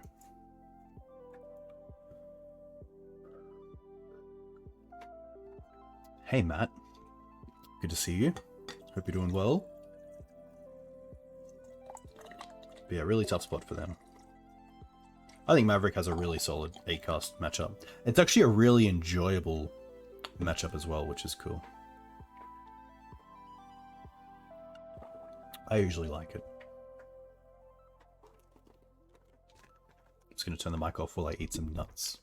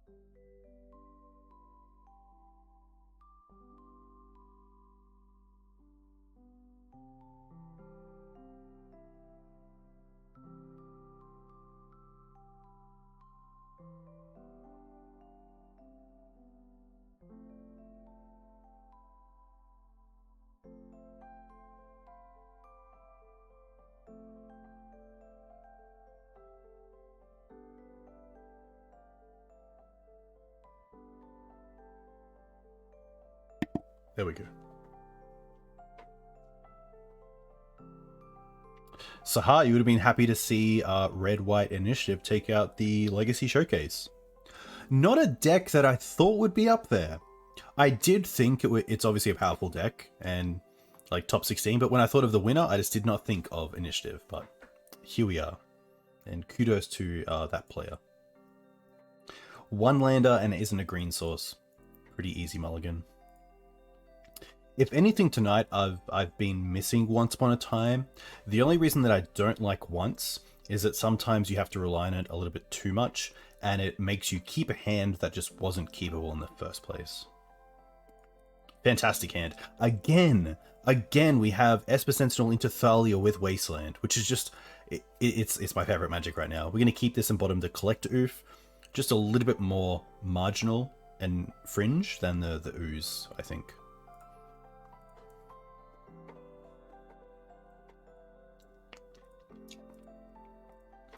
Up against an island deck as well.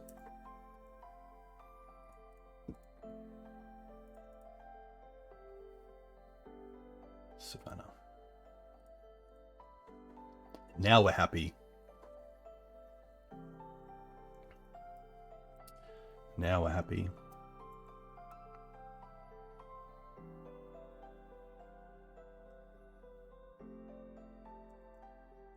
Double island is a little bit less of a I'm happy, but it's okay.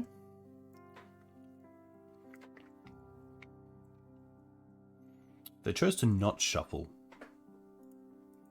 Okay. Happy just to try to Thalia here. Even if they counter it, we draw a card off the Esper Sentinel, which is really nice. Wow, okay. Also, I'm not playing the Wasteland because I really want them to fetch up like a Tundra, and I don't want to show that yet. They play a Prismatic, which means the Tundra is not coming down, but...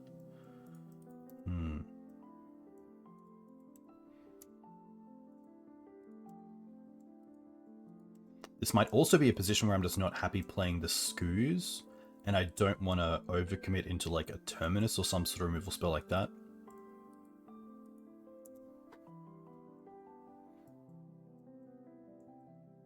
Surely this is just a Plains. If they Swords though, then that most likely means they have nothing, but Dress Down here would be quite good for them. They do have a sword, okay. So no Sweeper just yet.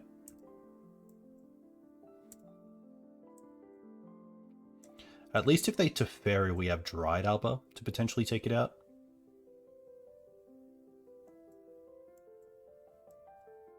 Back to basics would be tough. A card I did think about, but here we are. Oh, okay. You get to draw a card, which is cool. Don't draw Dryad. Don't you do it. Okay. Not unhappy.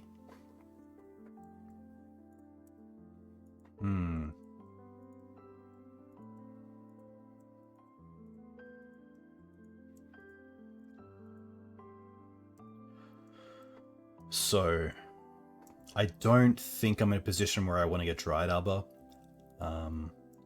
It's just a little bit too risky trading a mana for something like a Supreme Verdict, so happy to untap. Cradle. Okay. Play this first. Attack the Jace.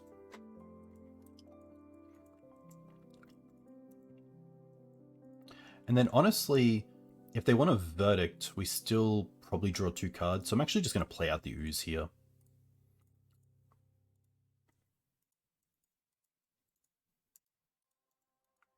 By sorting the Thalia, I felt like they didn't have a Edict effect, or like a Supreme Verdict effect.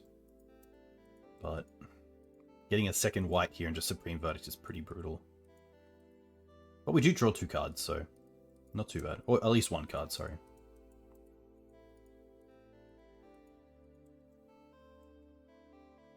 Okay.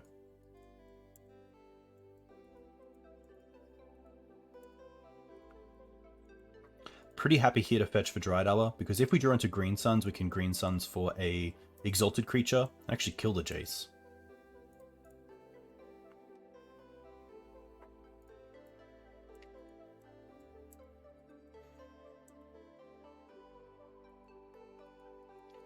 We can even play around force on the green suns, which is nice because we can go Thalia first. See how this resolves.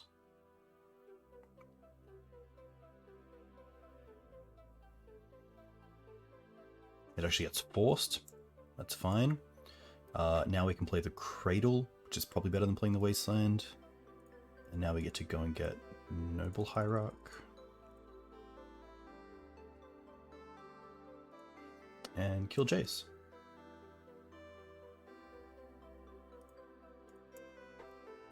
So not too bad. Obviously the top of the deck now needs to be quite good, but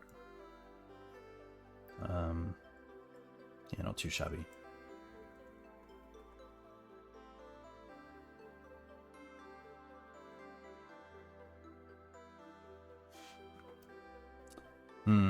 The fetch here makes me think it's just Snapcaster into Supreme Verdict. Okay.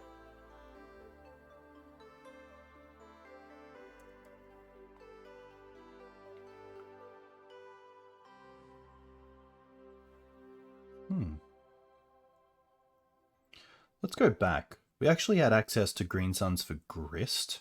They did have the Force though, so I could see why. Oh, Nahiri? Huh.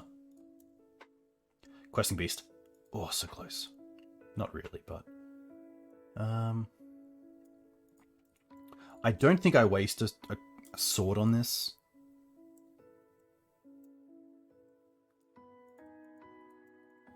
I think we just attack the Nahiri and see if they block, and if they block, we just keep the sword.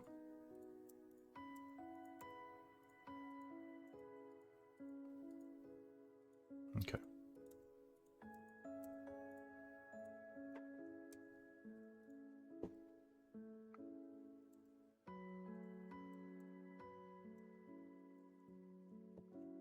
This makes me think it's going to be a Stoneblade list, and we just haven't seen the Stoneforge Mystics.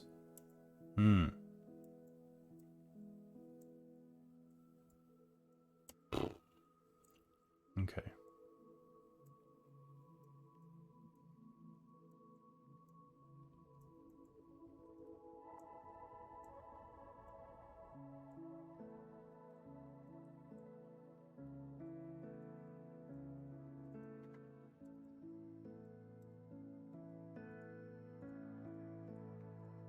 Not a great feeling, but at least this might mean if we draw into another exalted creature, we can take out the Jace.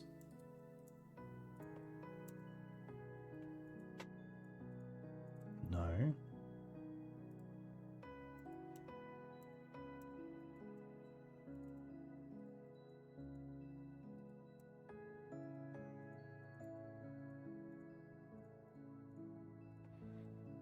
Always going to hold this Wasteland. I think it's much better as an unknown card.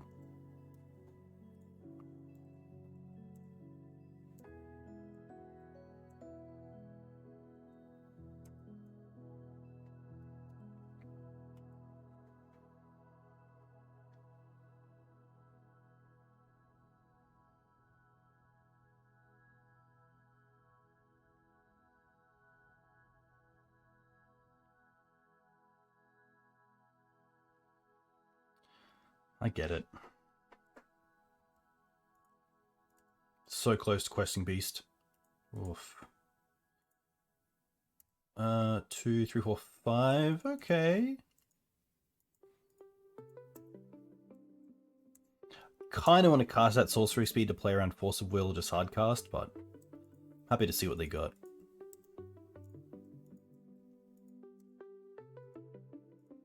So they can put an equipment into the battlefield.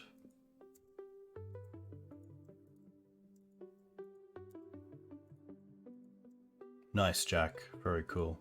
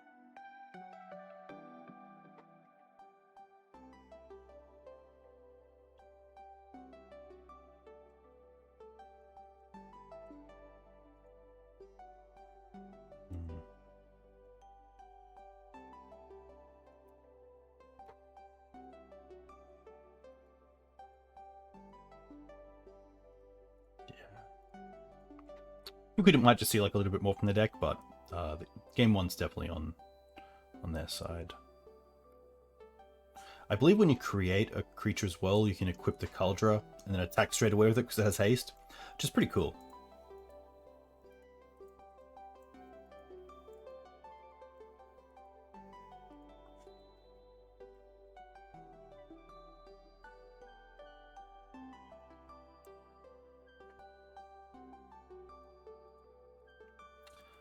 They have 4 cards. Look, we can try 1, 2, 3, 4. I'll also play this in fetch because I want to hold up the Crackers most likely.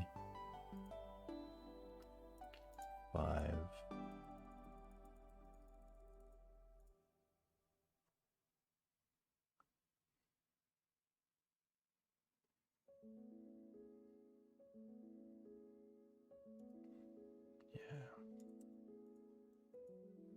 Snap Force. Nice. Alright. Blue, I guess Jeskai Stoneblade. I like the Kaya. I like the Thought Seizers and the Agent. That's probably it from like what I really like. I don't mind the Endurance as a flash creature. I do like coming down on Mana Dorks. The Oof. I think they have enough ways to play around the Oof, but the Oof just isn't a great way to try to tackle this. Ramanap can come out. Probably even a Knight. The Plague. Maybe they're running TNN. I don't mind the Plague, even just to get rid of like Snapcasters.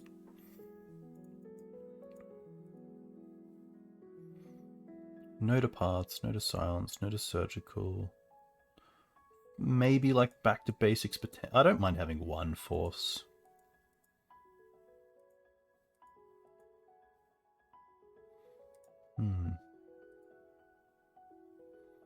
Night of Autumn. Could just be 1 Wasteland, honestly. 22.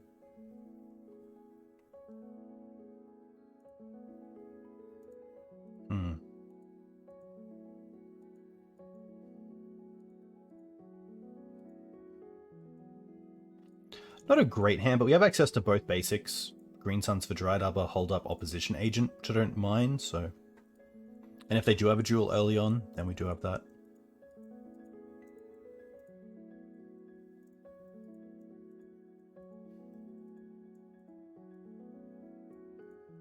Only goes to 6.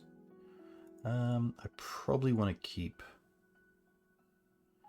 those and just go for Bayou into... Actually, no, let's go for Forest into Dryad Arbor. And then play the Windswept Heath and just hold on to the Black Source.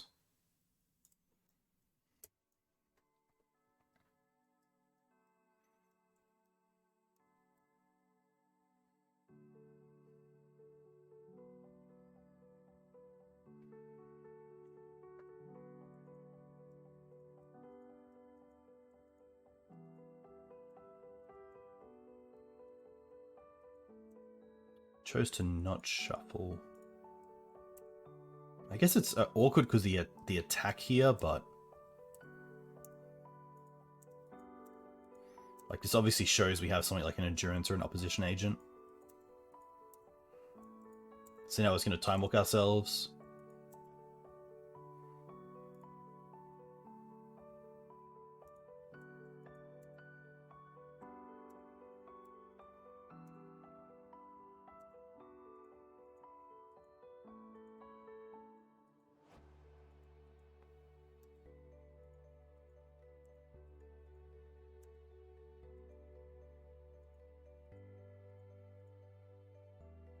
Ooh.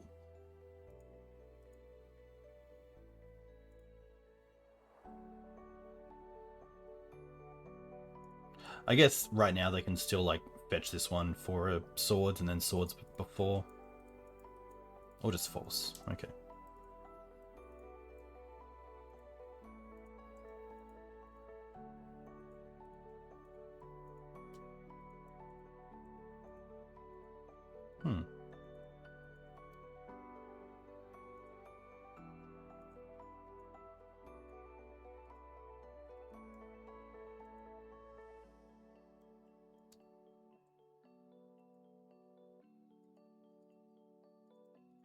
I think we just want to hit the Narset for 1 and then Green Suns for Grist.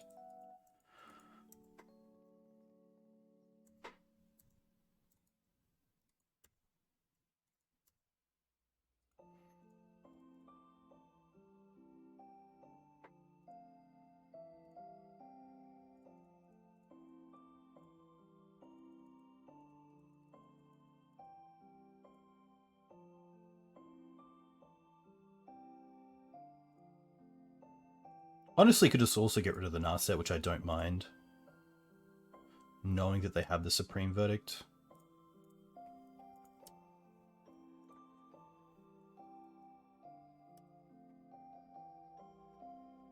So really, I could have attacked them. I guess I should have cast Green Suns first in my first main phase, see if the Green Suns resolves, gets Grist on the field, attack them for 1, and then trade the creature away.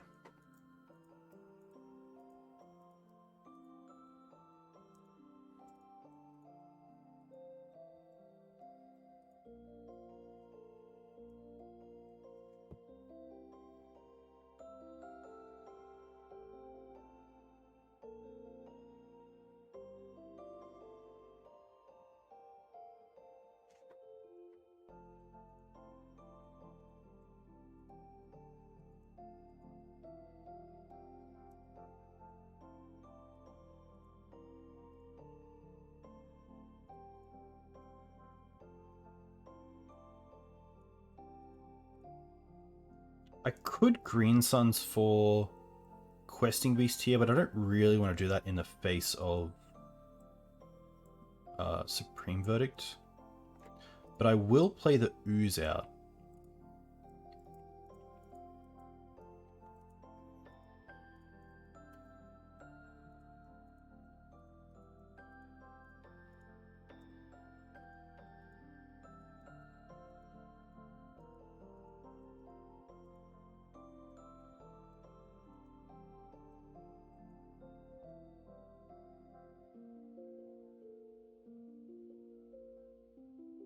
Gaddock Teeg is cool. Usually these decks play a Caracas or a Dress Down, which nice clean answers to it. But having it for obviously things like Supreme Verdict's quite nice. So now it's a case of do they go for a red source or not? Okay, so they're going to go for Prismatic Ending here.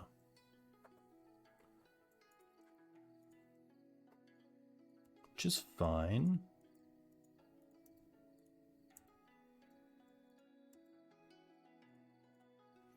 Pretty happy just to eat creatures here.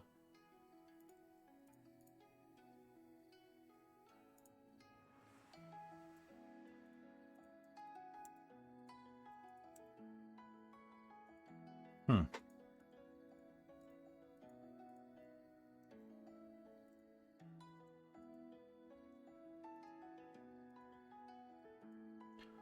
Four, 5. Oh, so close.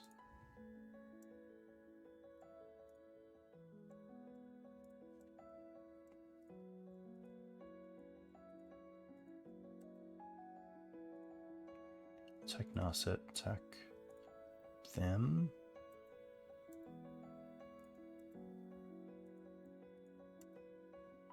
Then nothing great to Green Suns here for. I will take them off the Volk. I have access to Fiend Out as the next turn. The big question is, do they have the extra planes?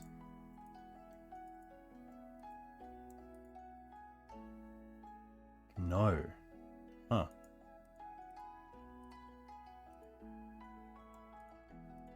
Ruination? Okay.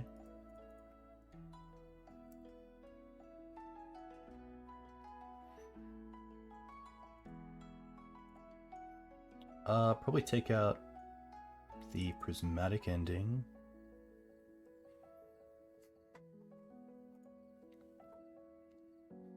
No more creatures. No creatures. Don't really care about another Ruination, so it might as well just be the Brainstorm.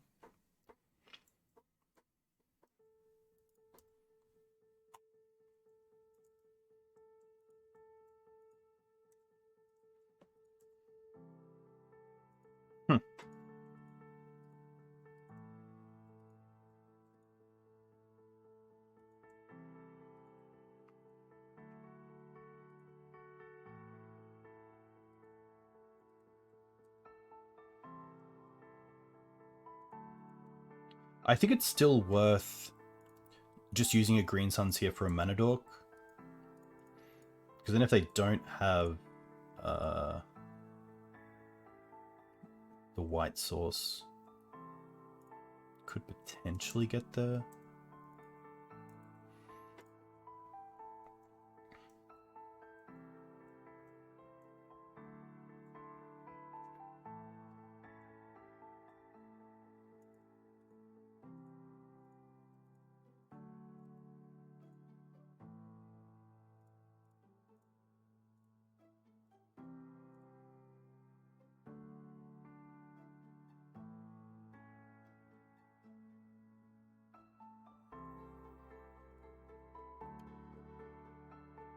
Still have Kaya as a nice out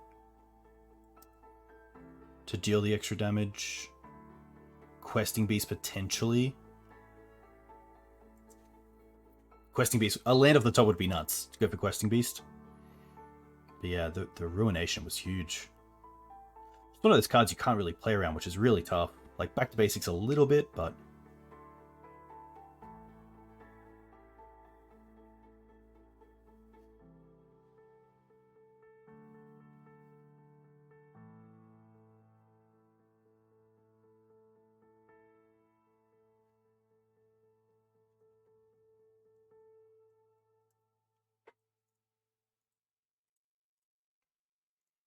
gotta go for it.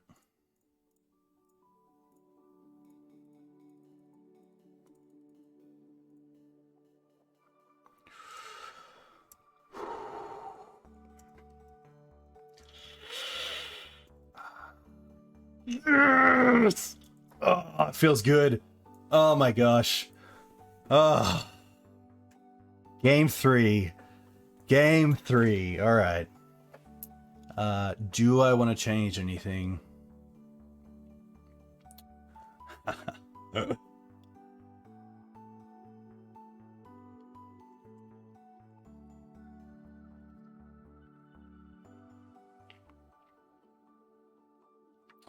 And it kills the Jace, yeah, but I don't think we get to kill the Jace because they die before the trigger occurs.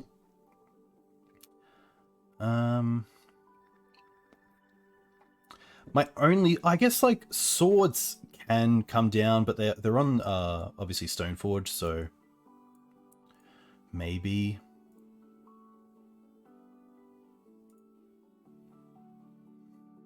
Like, is there a world where there's like a surgical iron, especially with Thoughtseize? I don't think so. Seeing they're bringing Ruination, maybe I do actually want the Ramanap over something like the Plague.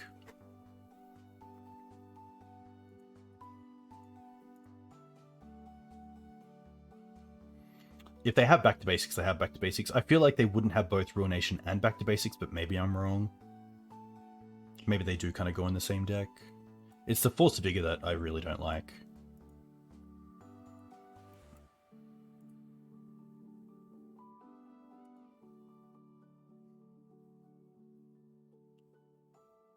Chalice for 1.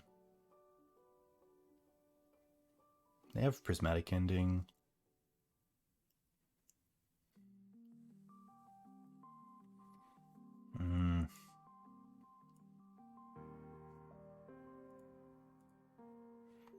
Yeah, it could be 1 Surgical, it could be a Chalice. Yeah, maybe 4 Swords is a little bit too much. Maybe take out the extra sword and bring in the 2 Surgical. We do know they play Snapcaster. 2-lander double Thalia. I don't mind this, seeing it also has Grist, which can be played under the Thalia.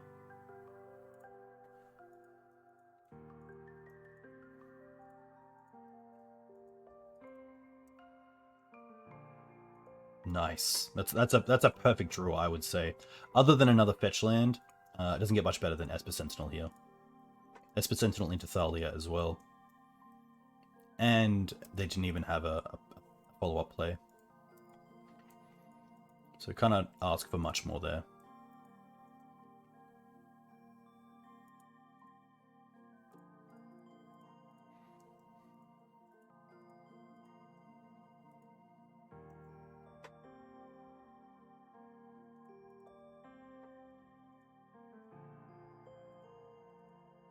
What we don't have is a third land yet, which is... You know, there's a few alarm bells going up here. But we do have a bit of a clock. We have obviously have some good disruption here.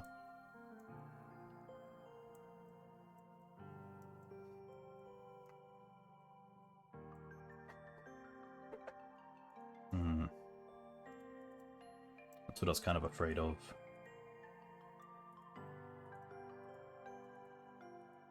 I kind of hope they have Snapcaster here, and they just want to like throw a snap in front of the Esper Sentinel. They don't.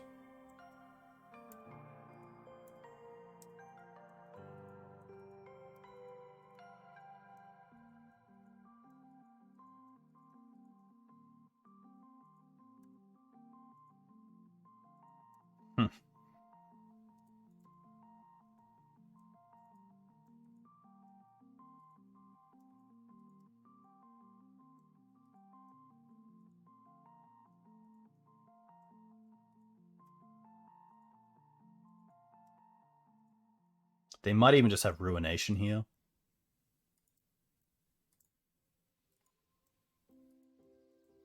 No.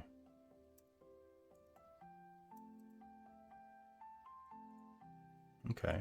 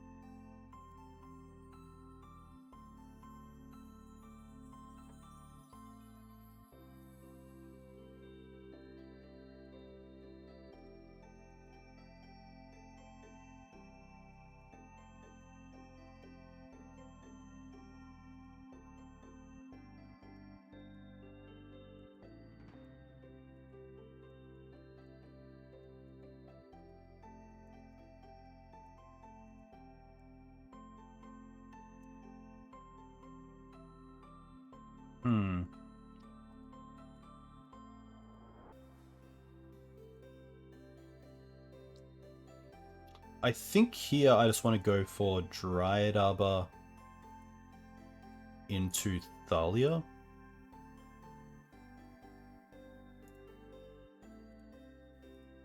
Just keep that damage going. Potentially get to a stage where Kaya comes down.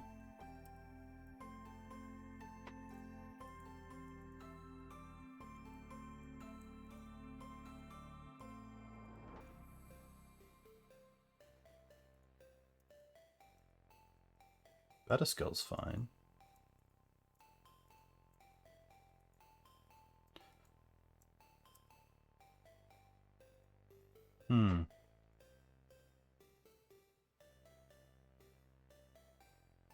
Let's start with Solitude, just in case they have Kuldra. That does change things.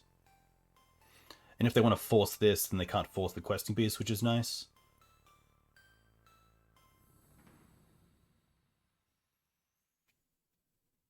They are going to force it, wow.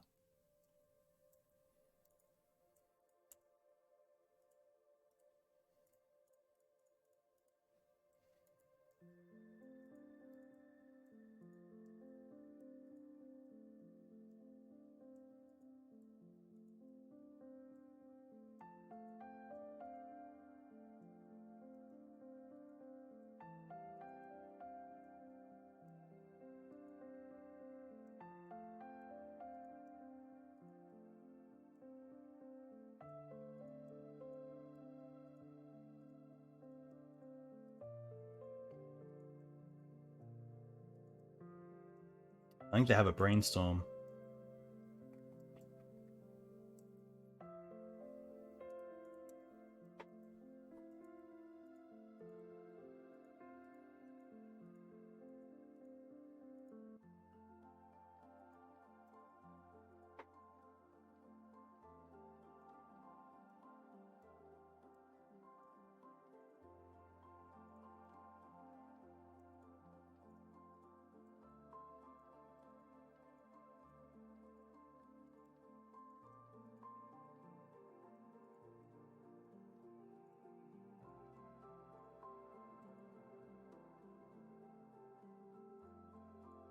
There is a world where Karakas is a fantastic draw, because we play Karakas, attack with Thalia and Questing Beast, and see if they activate Stoneforge Mystic, play Batterskull and block the Thalia, and then we can return the Thalia to hand, they don't gain life.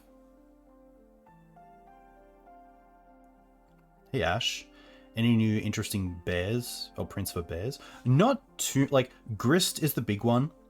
That's been a while since that. What's this? Prismatic Ending, okay. 2 mana open. Oh, we get the black mana. What does that do?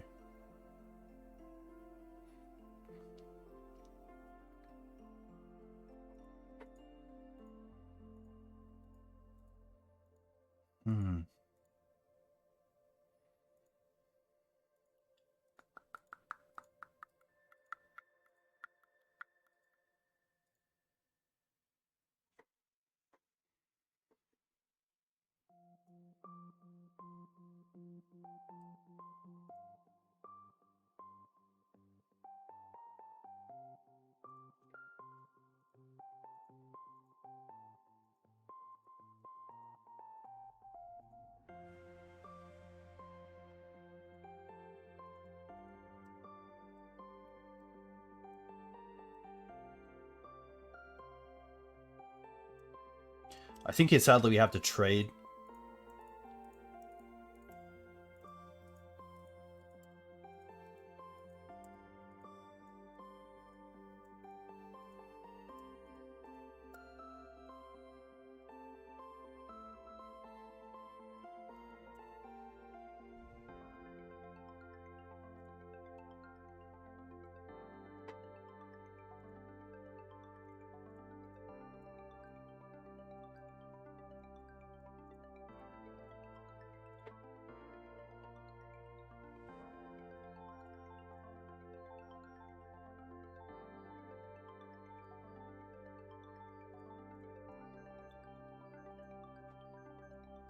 And then I actually want the Wasteland for the Kaya. I don't think we have the option to Wasteland the Volkia, so if we lose the Grist to Prismatic, we lose the Grist to Prismatic. But damn, that was tough. Really wanted to be able to get around that turn, but I don't think there's a way.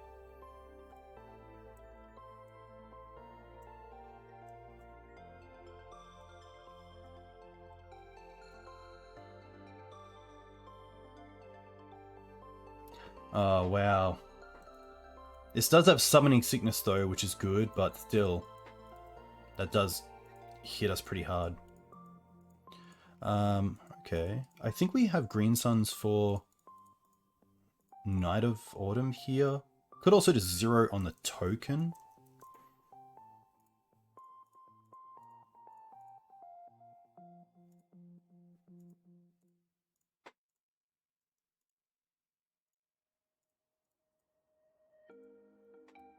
Okay.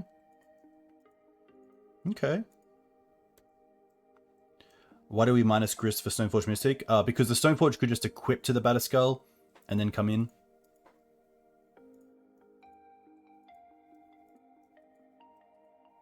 And kill the Grist.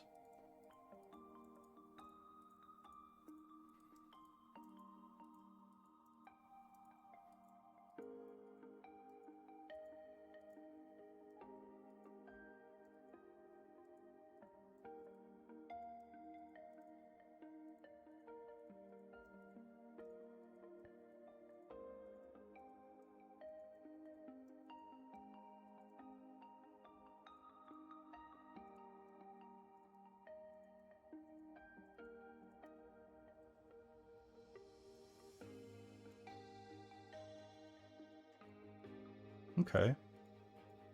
A few options here. We could also Green Suns for Night of Autumn to take out the Batterskull if we really worry about it, really care about it.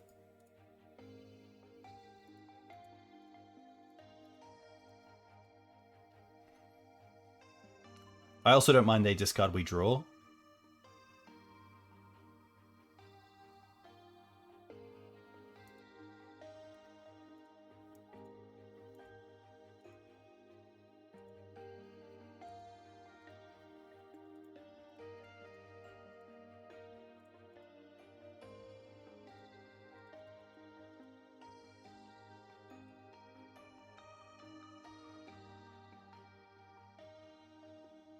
Night of Autumn. Take out the Batterskull. Probably happy to not attack. Just hold back both. Hold up sword.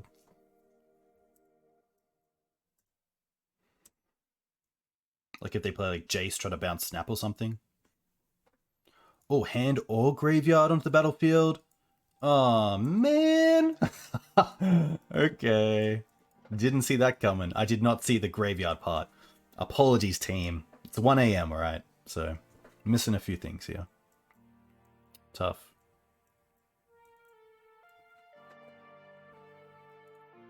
I wonder if they try to equip here and get in.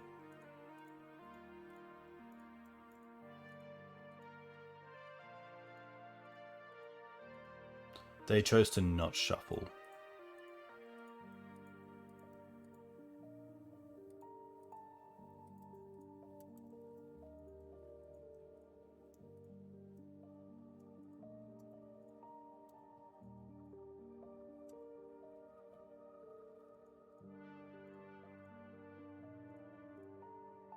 Happy to Thoughtseize.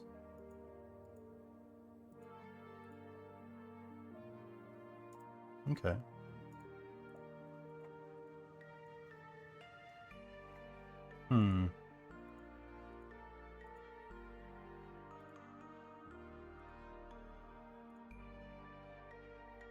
If I zero on this, they have to equip. No, they can actually create a token which equips.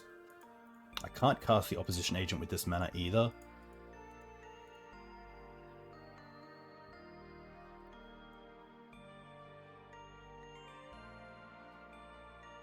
I don't mind Drain. Do I?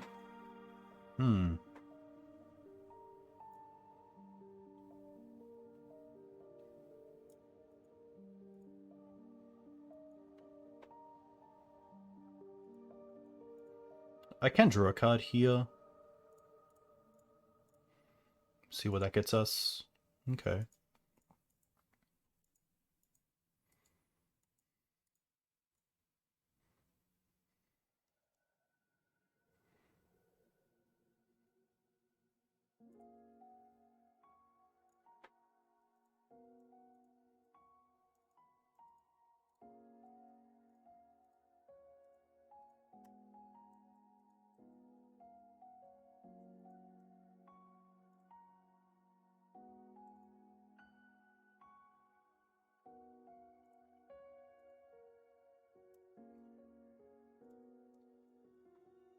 Nothing really on the table just yet.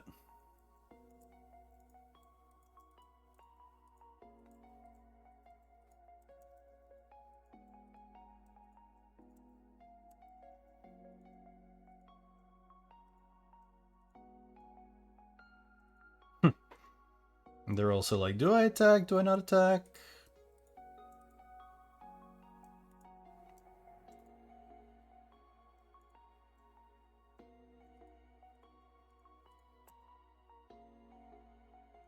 I think I'm pretty happy just to trade like this.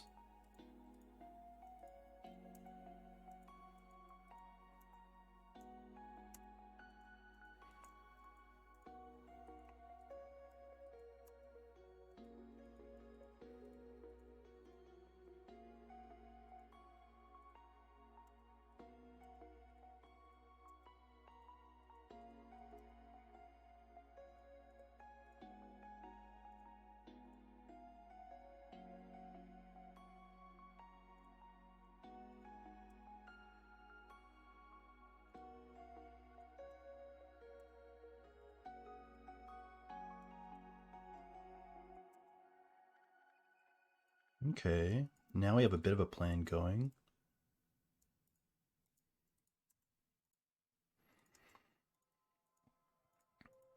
I'm happy to play this agent here.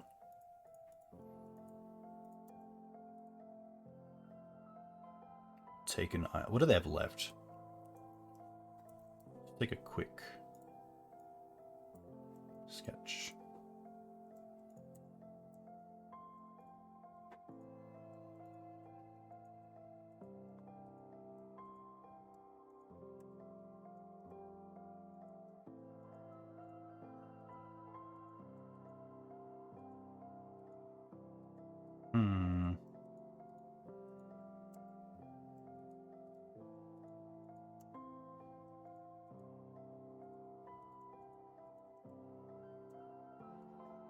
I wonder if I just want to sword this now.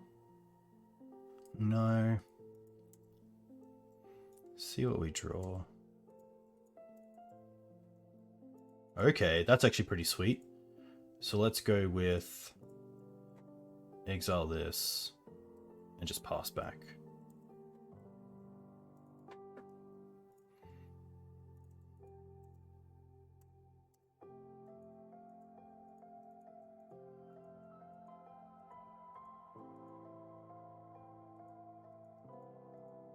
Sure.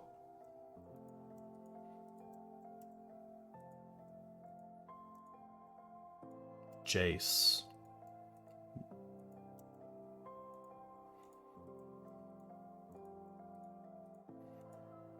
So here I get to endurance myself to try to get Questing Beast back into the deck.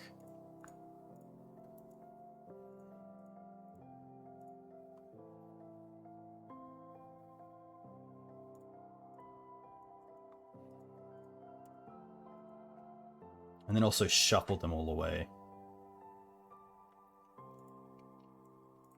Oh, I can also play the island, yeah. Green Suns, come on, baby. Oof. Not Green Suns, but decent. Oh, so we know they have Jace. I could trade the Kaya. I don't think that's good enough.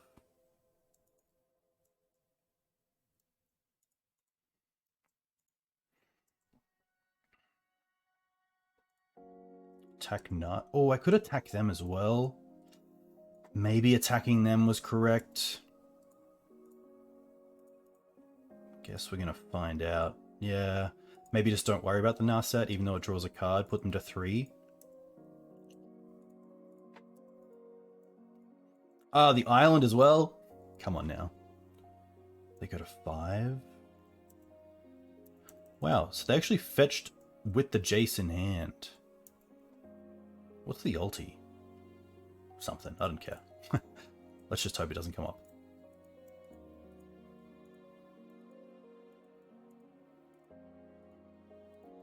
I mean, this Jace has to hit good.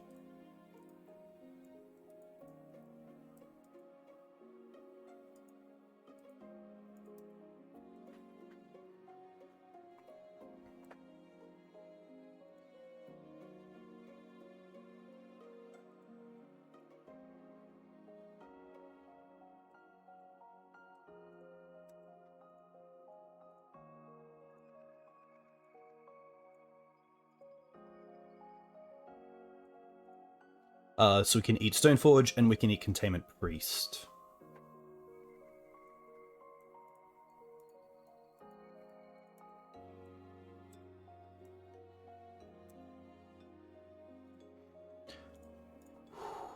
Containment Priest.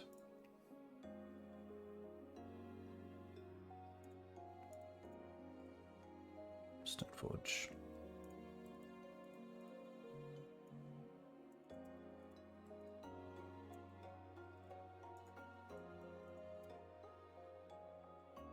Questing Beast. Ooh, Thalia. That might change things. If we play Thalia first, does it give us information?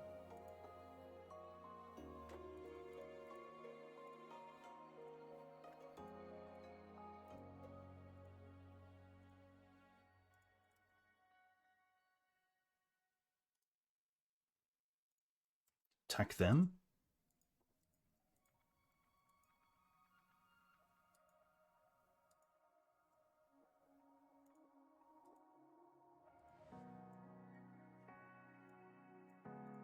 Swords on Ooze.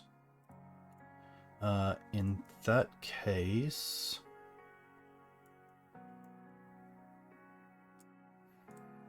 let's eat Verdict.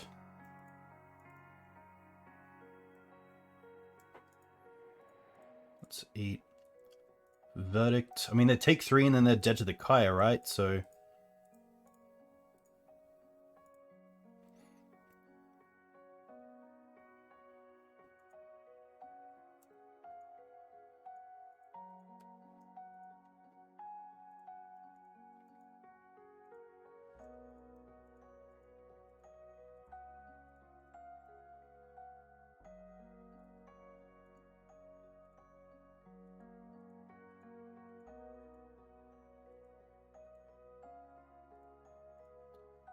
Yeah, Kaldra could definitely get there.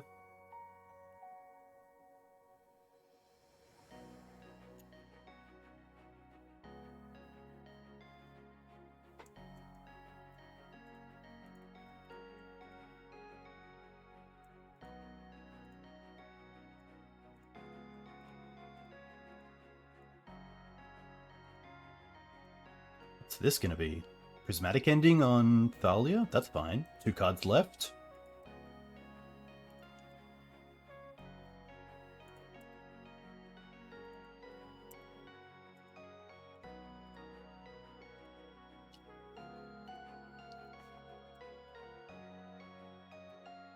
Oh my gosh. Oh my gosh. That was a battle. That was sick. 4-0, baby. Let's go. Oof. I'll be back. I'm just going to have a quick little walk around.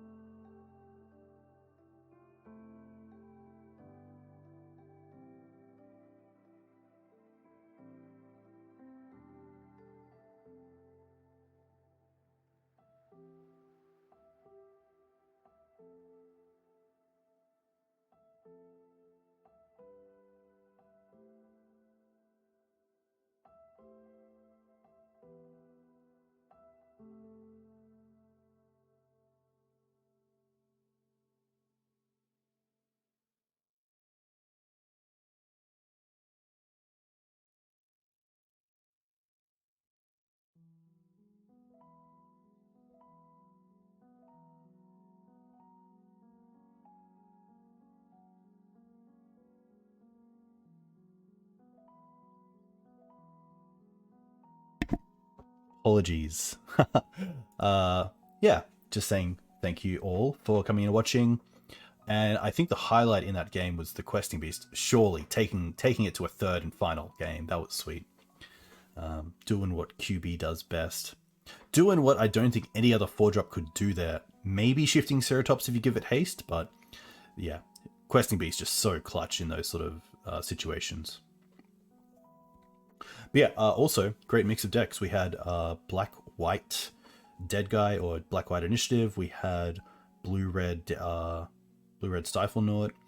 We had Jeskai Stoneblade and also 8-cast. So a good mix, which is really cool.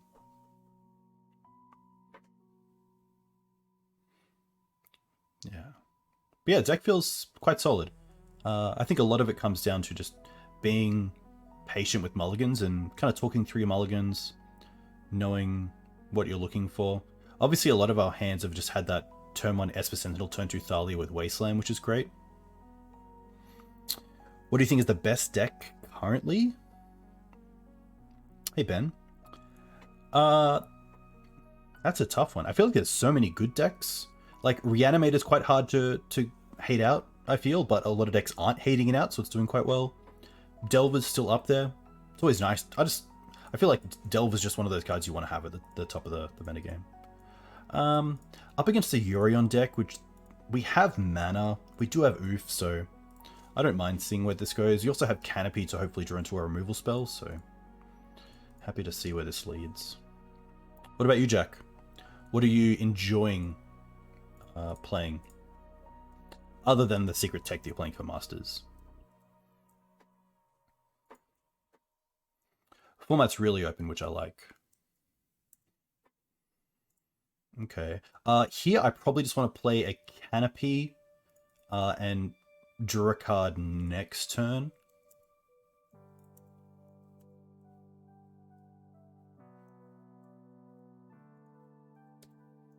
But obviously, Collector Oof isn't an be-all answer to Vial. Swords to Plowshares, Skyclave, Flicker Wisp.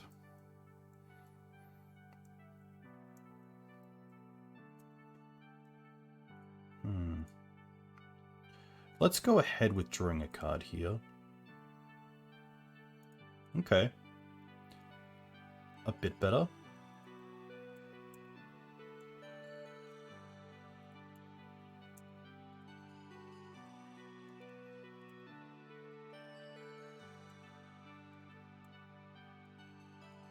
Just want to get the board a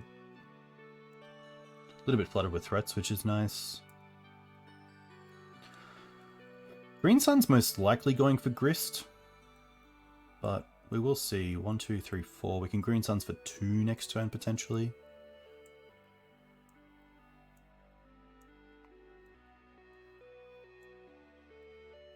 Skyclave. Okay. Interesting. Birds.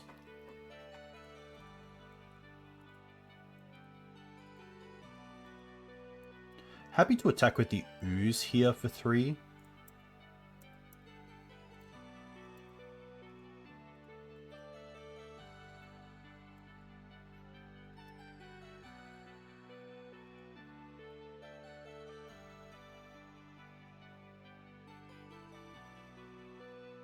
And then I will take them off the port.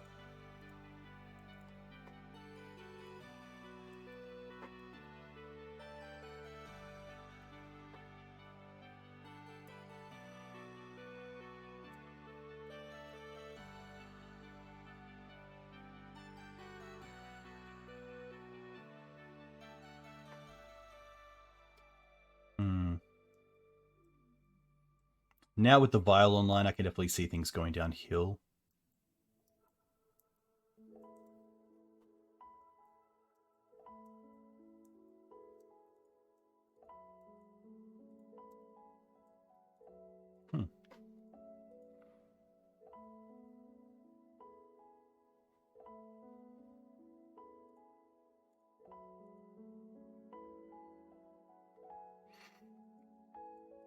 So we don't know about any other cards in there. And I don't mind going after the Vial. I would need to Green Suns for 3. Which means I think I'd probably rather play the fetch and fetch here. I don't want to put the peatland or the wasteland in front of this wasteland.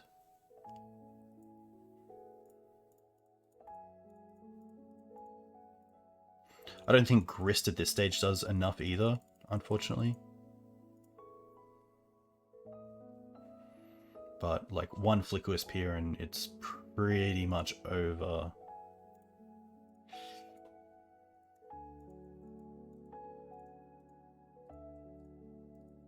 They've had a lot of draws as well to draw into something like Flickwisp, so...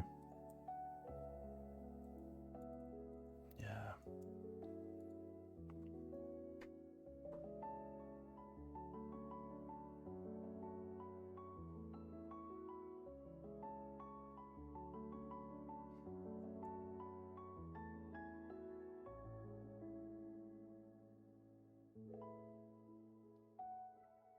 What did they exile? Nothing? Did they just exile nothing? Oh, they exiled the vial. Okay. I don't really mind about that.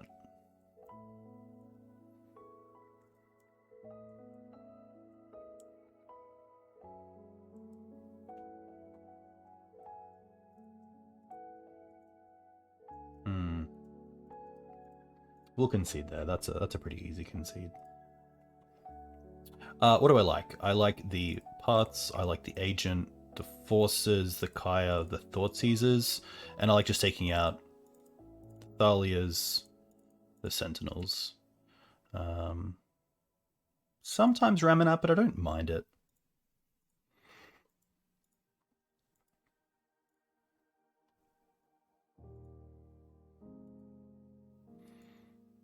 I think I probably should have thought about more of the keep against the Urian deck. Like, having one piece removal is usually pretty solid.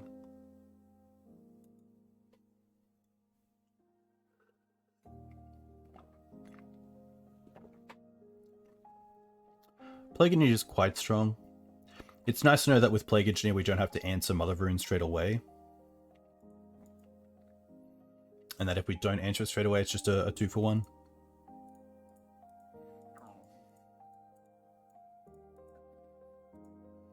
Ooze could probably come out as well, but it's not really anything I'm too happy with. I don't think like the Esper Sentinels are better than Ooze. Yeah, it's tough because a lot of their creatures have a lot of value. Most of their creatures are 2-for-1s post-board, which really puts a lot of pressure on us to kind of manage how much they can play early on.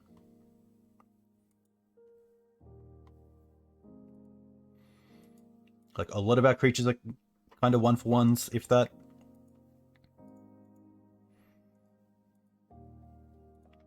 This is definitely a matchup where I do miss Mum, but it's something I'm willing to take.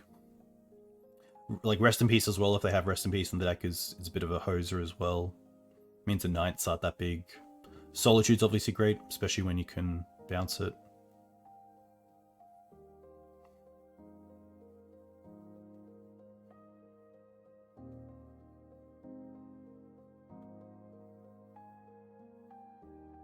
Yeah, Skyclave's really strong. Skyclave is also tough for D&D sometimes when knowing how to attack, because if we have removal and, you know, get a 3-3 or a 4-4 when they're attacking with a 3-1 or a 2-1, it can be quite good. Really just depends how well our draws line up against what they play. So having the Force of Vigor draws against the Aetherval draws and not the Mother of Runes draws.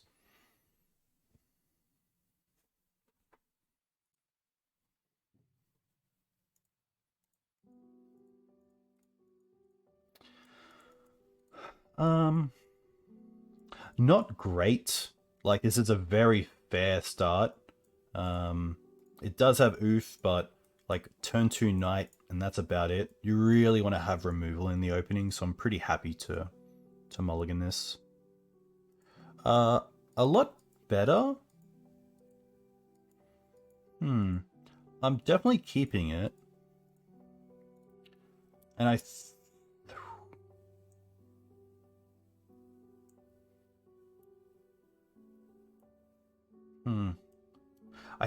think it's the Kaya. It's just tough because if we drop the Kaya, we're not seeing Kaya for a long time. Ramanap isn't doing much right now. as well. I kind of like having Kaya as like if we get to 4 mana we get to Kaya, which is cool. So I think we'll start off with just Savannah into Noble, and then turn 2 we get to Thoughtseize and Fiend Artisan, hopefully.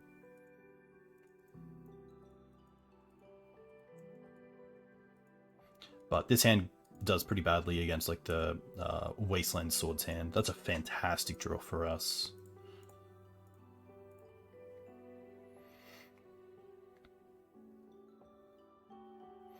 They kept Thalia in. I assume that's just because they didn't have enough to bring in. I think here it's just going to be the Stoneforge Mystic, but the double Skyclaves makes this Kaya a lot worse. I could also allow them to have the Stoneforge and then swords it. That's interesting.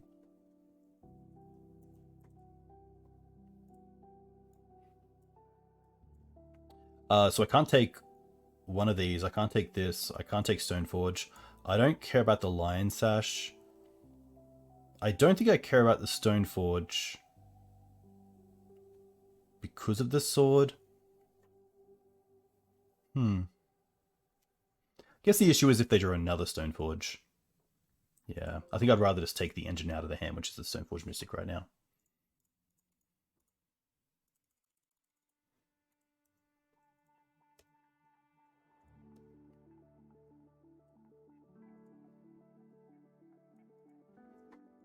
Play the field.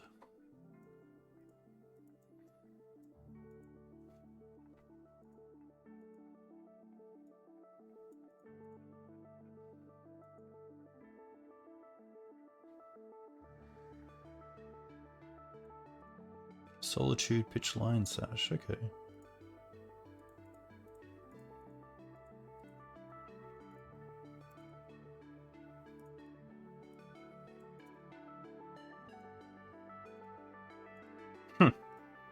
This allows us to attack as a 2/3, I believe. I could also hold back to see if they do play Skyclave or not. And then swords the Thalia to then play the Kaya.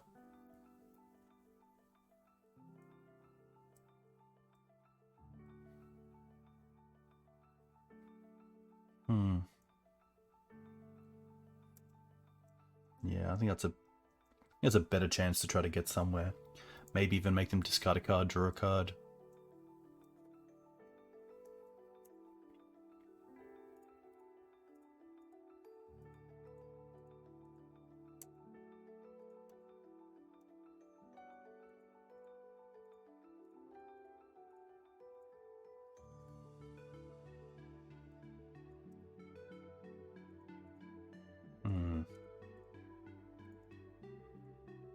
Kind of feel like we need to just play that as a 4/3. Time walking's pretty bad right there.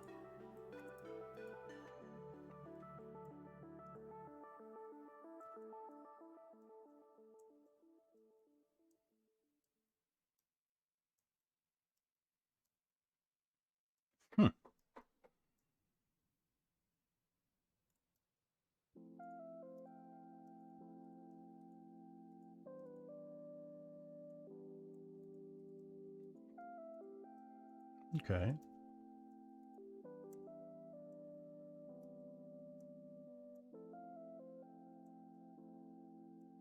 So they have the Skyclave left. I guess we can at least see if they play the Skyclave, take out the Knight, and then we could potentially block if they do it main phase 1. I assume they do it main phase 2.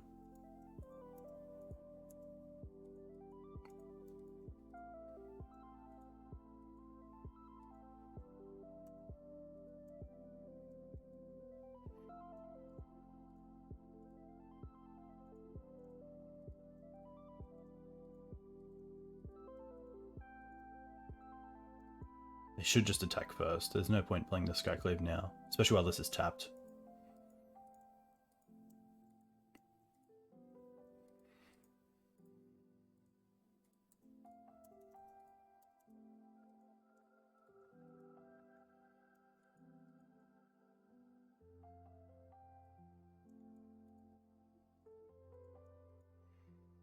No point swordsing this either. Might as well wait. Okay.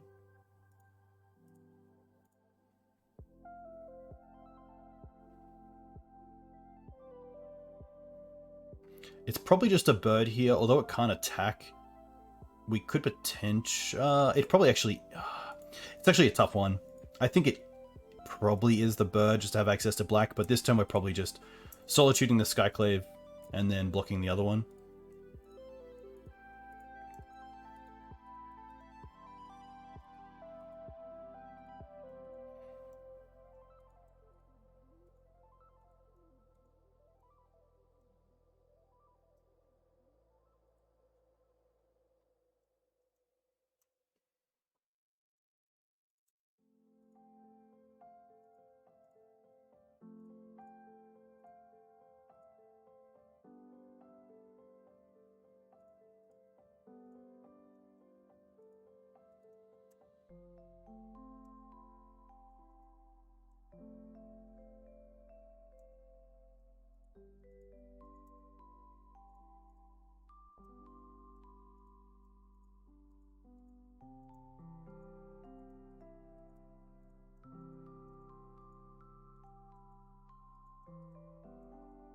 Urian to hand. Oh, yeah, see, not getting the bird. Not getting the bird definitely comes back to bite us. Honestly, I think it was just an oversight of thinking that Exalted or attacking would come into consideration, but obviously not in this instance.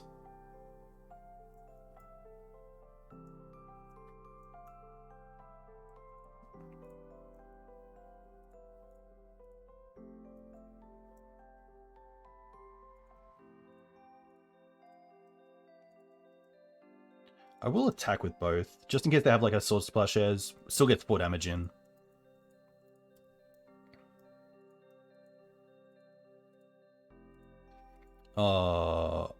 Okay.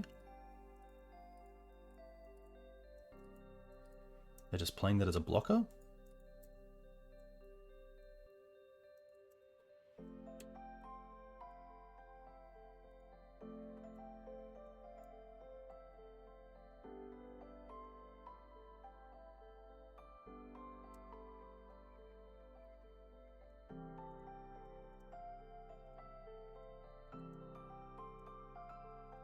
Ooh, do they attack? Surely not. Oh, wow! That is aggressive, opponent. That is a very aggressive attack. Oh, okay. That's pretty good. I'm happy to actually hit us here. Getting back this, like the swords, the thoughts, 2 swords and a solitude in the deck is quite nice.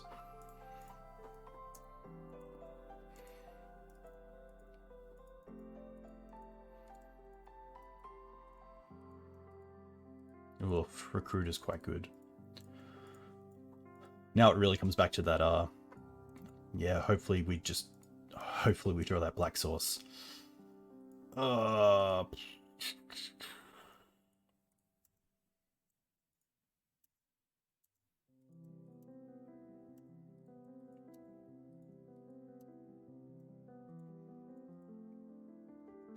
it's not even worth it, to be fair.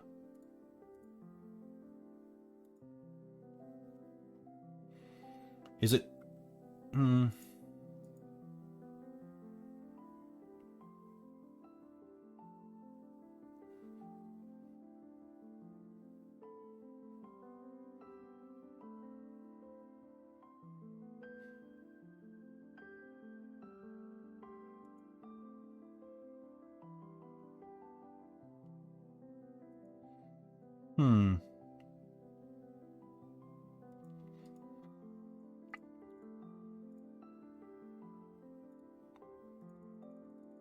I don't mind just building out mana here.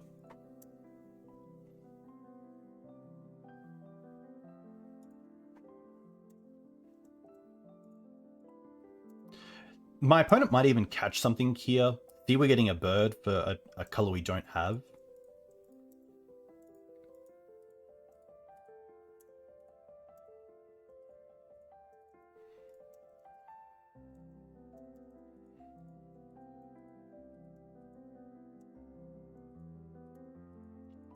They kept the Solitude in hand? Wow. Oh my gosh. That's a huge draw for us.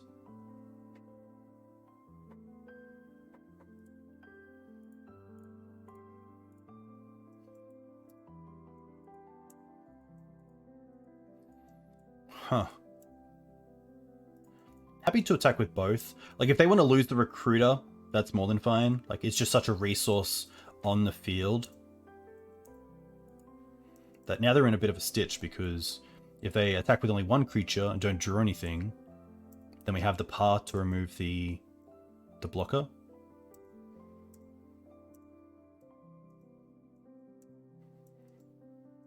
We also have Exalted for 1 in the air if things get really tough.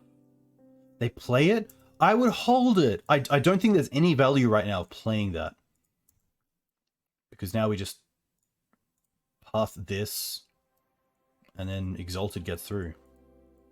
But I probably wouldn't have done that if they played the Vial. I would have definitely at least taken the draw and seen what happens. Oof. Very lucky.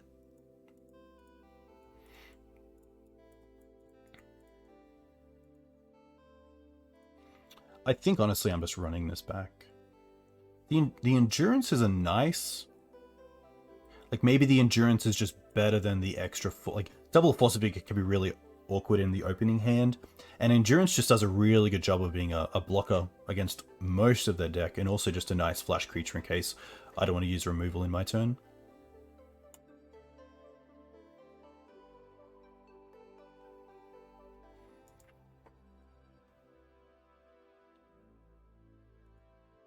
Okay.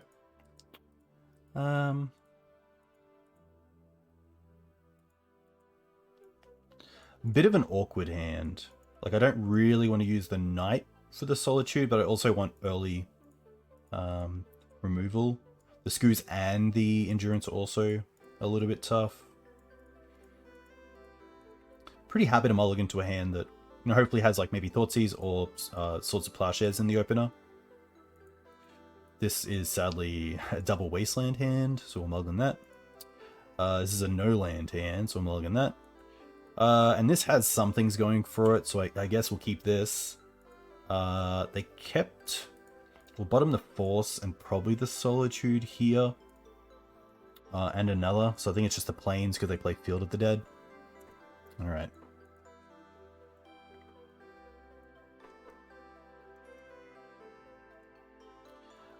That's actually quite nice, because even if we Thoughtseize here, just to turn off Stoneforge Mystic... wow, okay. Don't really care about the Peacekeeper.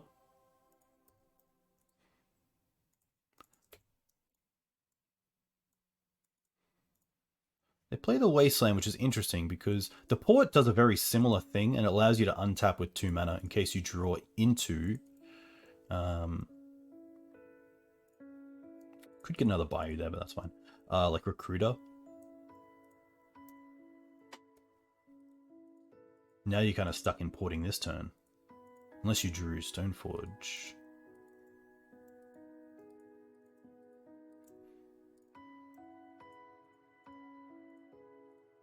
Ooh, okay. It's a Peacekeeper at 1/1, and it's a human? Okay. Do they just play that out? Skyclave, okay.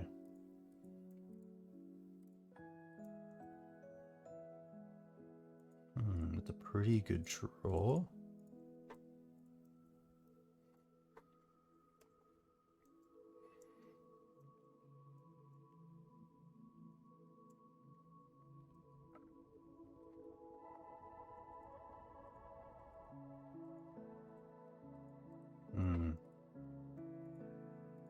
I wonder if they just get a Solitude here and then pitch the Peacekeeper.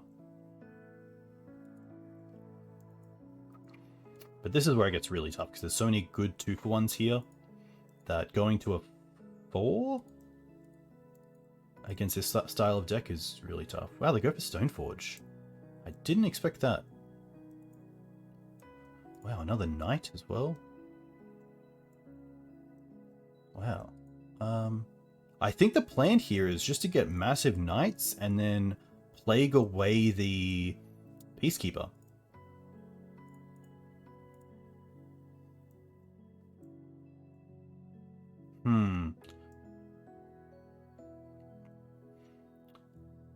They got Stoneforge. They have access to 2 4 mana.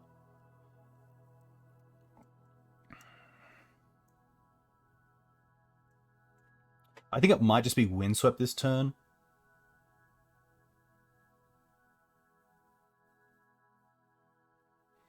And then see what they do on their turn.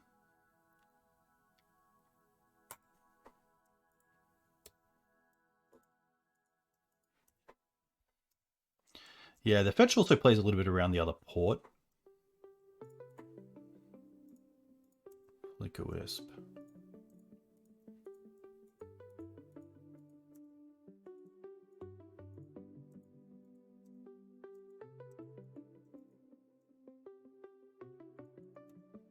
Okay.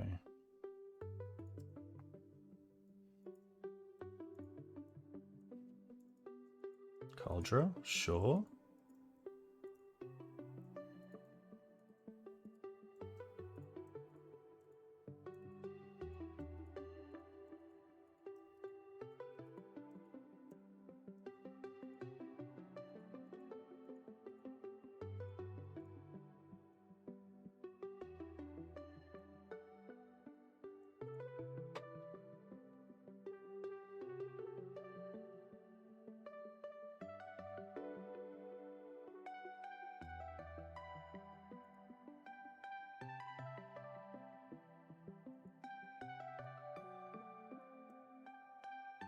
Happy to attack with the illusion for 3.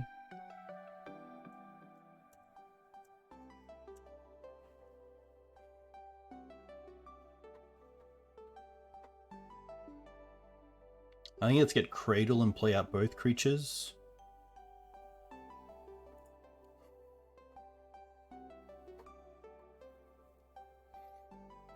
Then we do have Questing Beast. Yeah.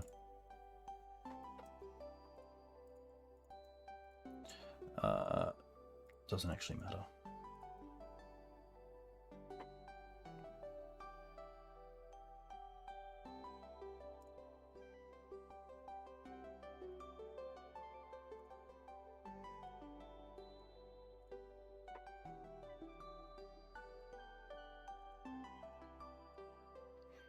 I think it's just going to be human here, but I mean, they also have Urion, which is tough. Like, they could just Urion next turn as well. Yeah, just way too far behind. It's either Recruiter or Flicker. I think it is human. Oh, you're interested in the command zone this turn? Okay. Maybe then it is... You can double port. They can port us.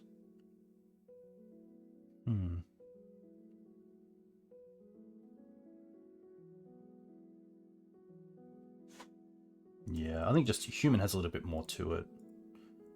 Like, it obviously means I can't, like, play a mum or something.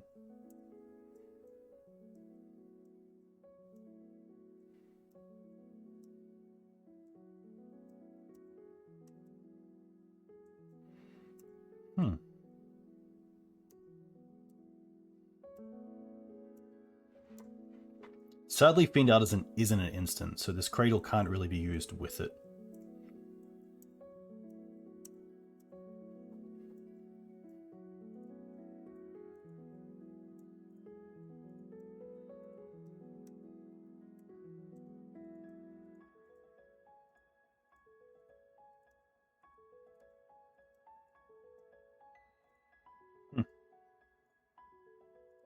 Doesn't do a whole lot.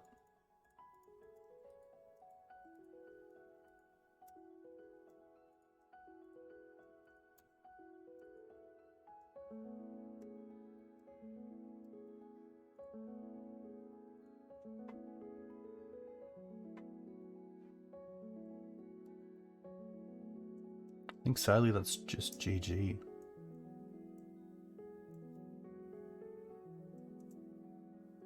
Guess we can see how they attack.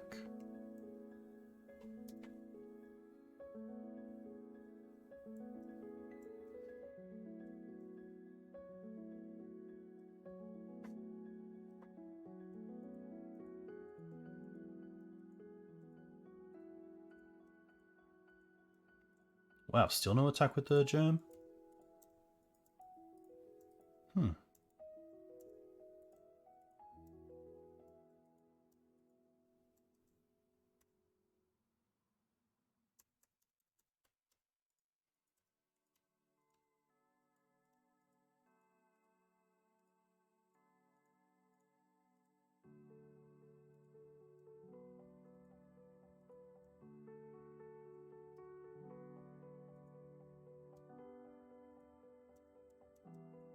I assume here we just see potentially just an equip to the Flicker Wisp.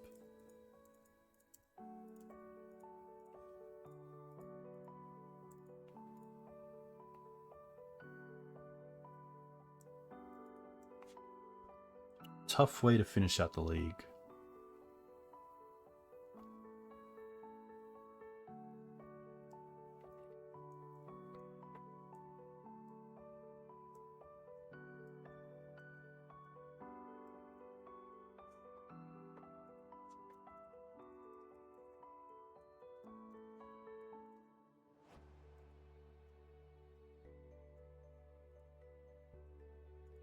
Hmm.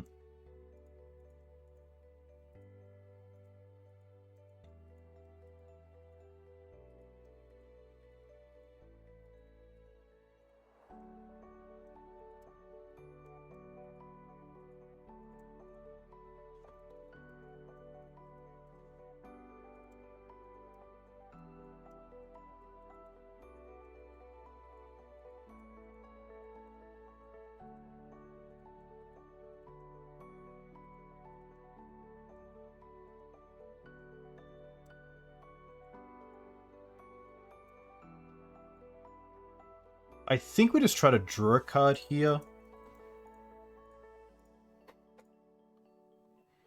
Get a shot at Swords Plowshares.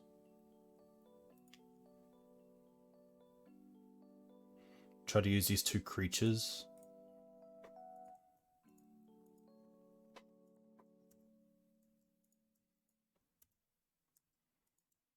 Path? Path would be cool. Do I need to use this right now? No.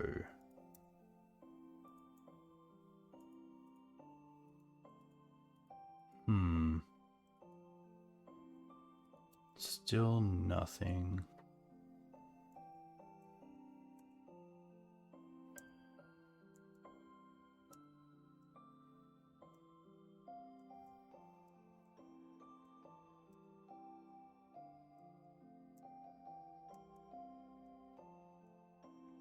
What I hope here is that they just equip everything to the Flick Wisp. We swords the Wisp. They go to 20, and then we see if we can get an attack on the swing back. Probably not, but you never know.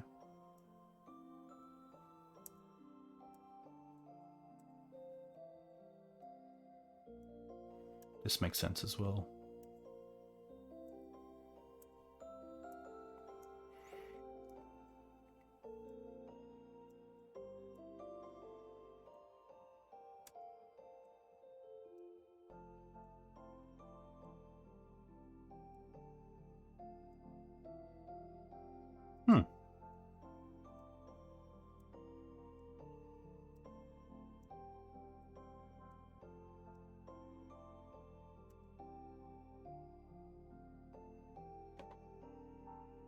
So if I swords the germ, they go to 23.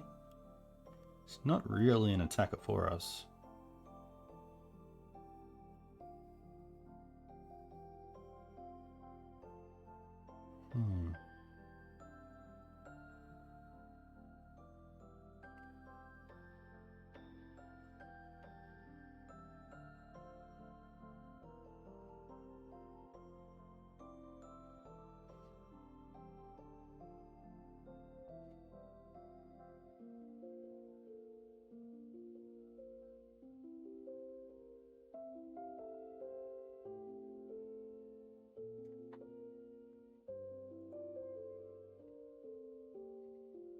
I think the players just swords the germ and see what happens. Could also just try to swords the wisp, but they obviously have the Urion. I don't think we have an out.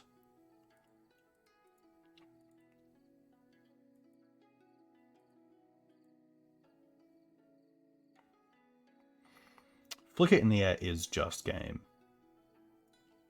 So I think for that reason we just have to get rid of the Flicker Wisp.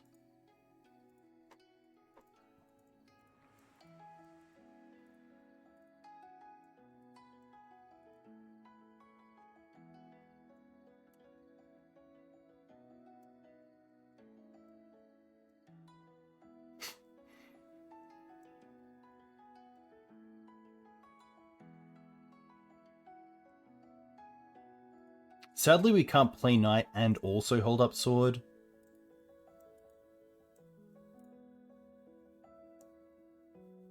But I guess we could Sword this, attack, but then they have Jide on the swing back.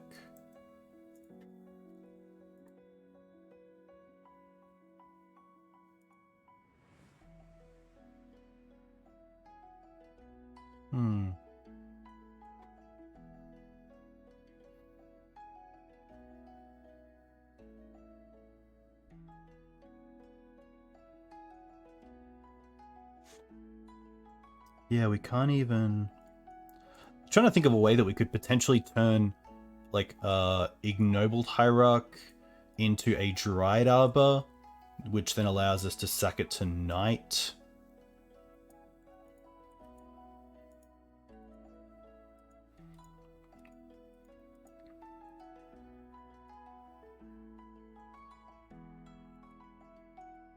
Matsol, thank you. The cage, of course. The cage. The fiend is turned off. Okay. Like, if we take out the Cauldron, then we have the Knight to block with. No, we don't. They could just equip and swing. We would have to block, block, block. Which is pretty rough. But at least that might keep them off the ability to Jitte that turn. Let's just try this. Swords on this.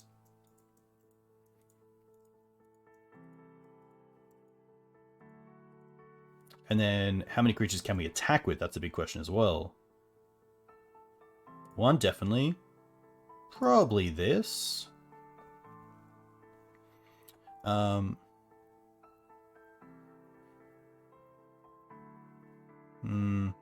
No, we have to keep this back. Yeah, just the Knight.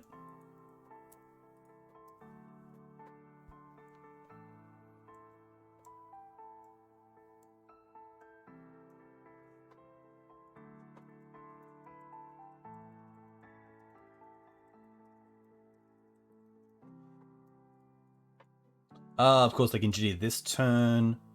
2, 5. Okay, they can't GT and Cauldron this turn, which is nice.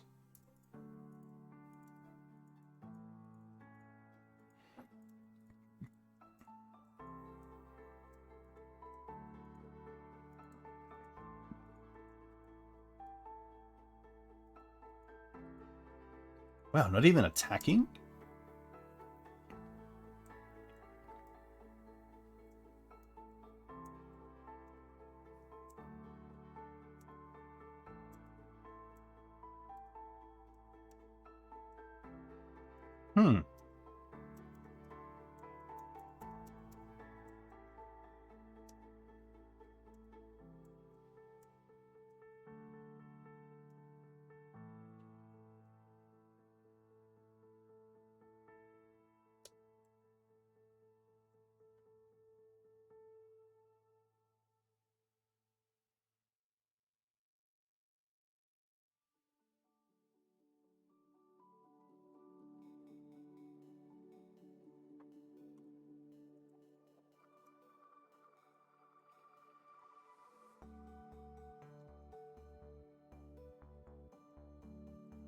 That will do it.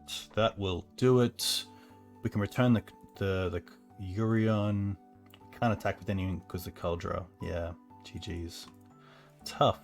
Put up a fight, but it was not to be. The list felt sweet. Let's go back to DeckTech. Pretty happy with it. I think the only thing would be potentially moving back to a Once Upon a Time build.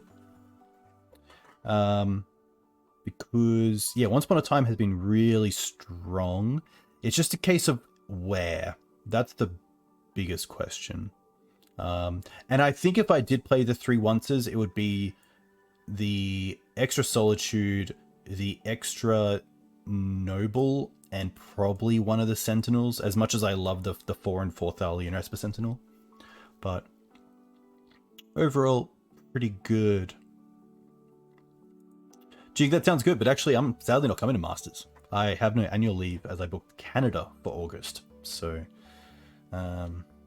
you'll just have to win it for me in some sort of glory. But yeah, that'll be cool. It is 2 a.m. and it's a school night, so I gotta go to bed. But a huge thank you to you guys for coming in and watching. I'll be back on Thursday night, so hopefully see you there. Jack, I know we also have to line up our Delver stream. It's been in the back of my mind for ages, and I still owe you that, so we will find time. Maybe even like a Sunday stream would be really cool. So hopefully like that. I haven't found use for a second Grist just yet. The Kaya did a lot of work tonight.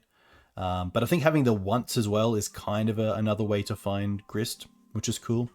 But we'll get to that. So I'll see you soon. Goodbye to you on YouTube. A big thank you. Like and subscribe if you enjoyed this.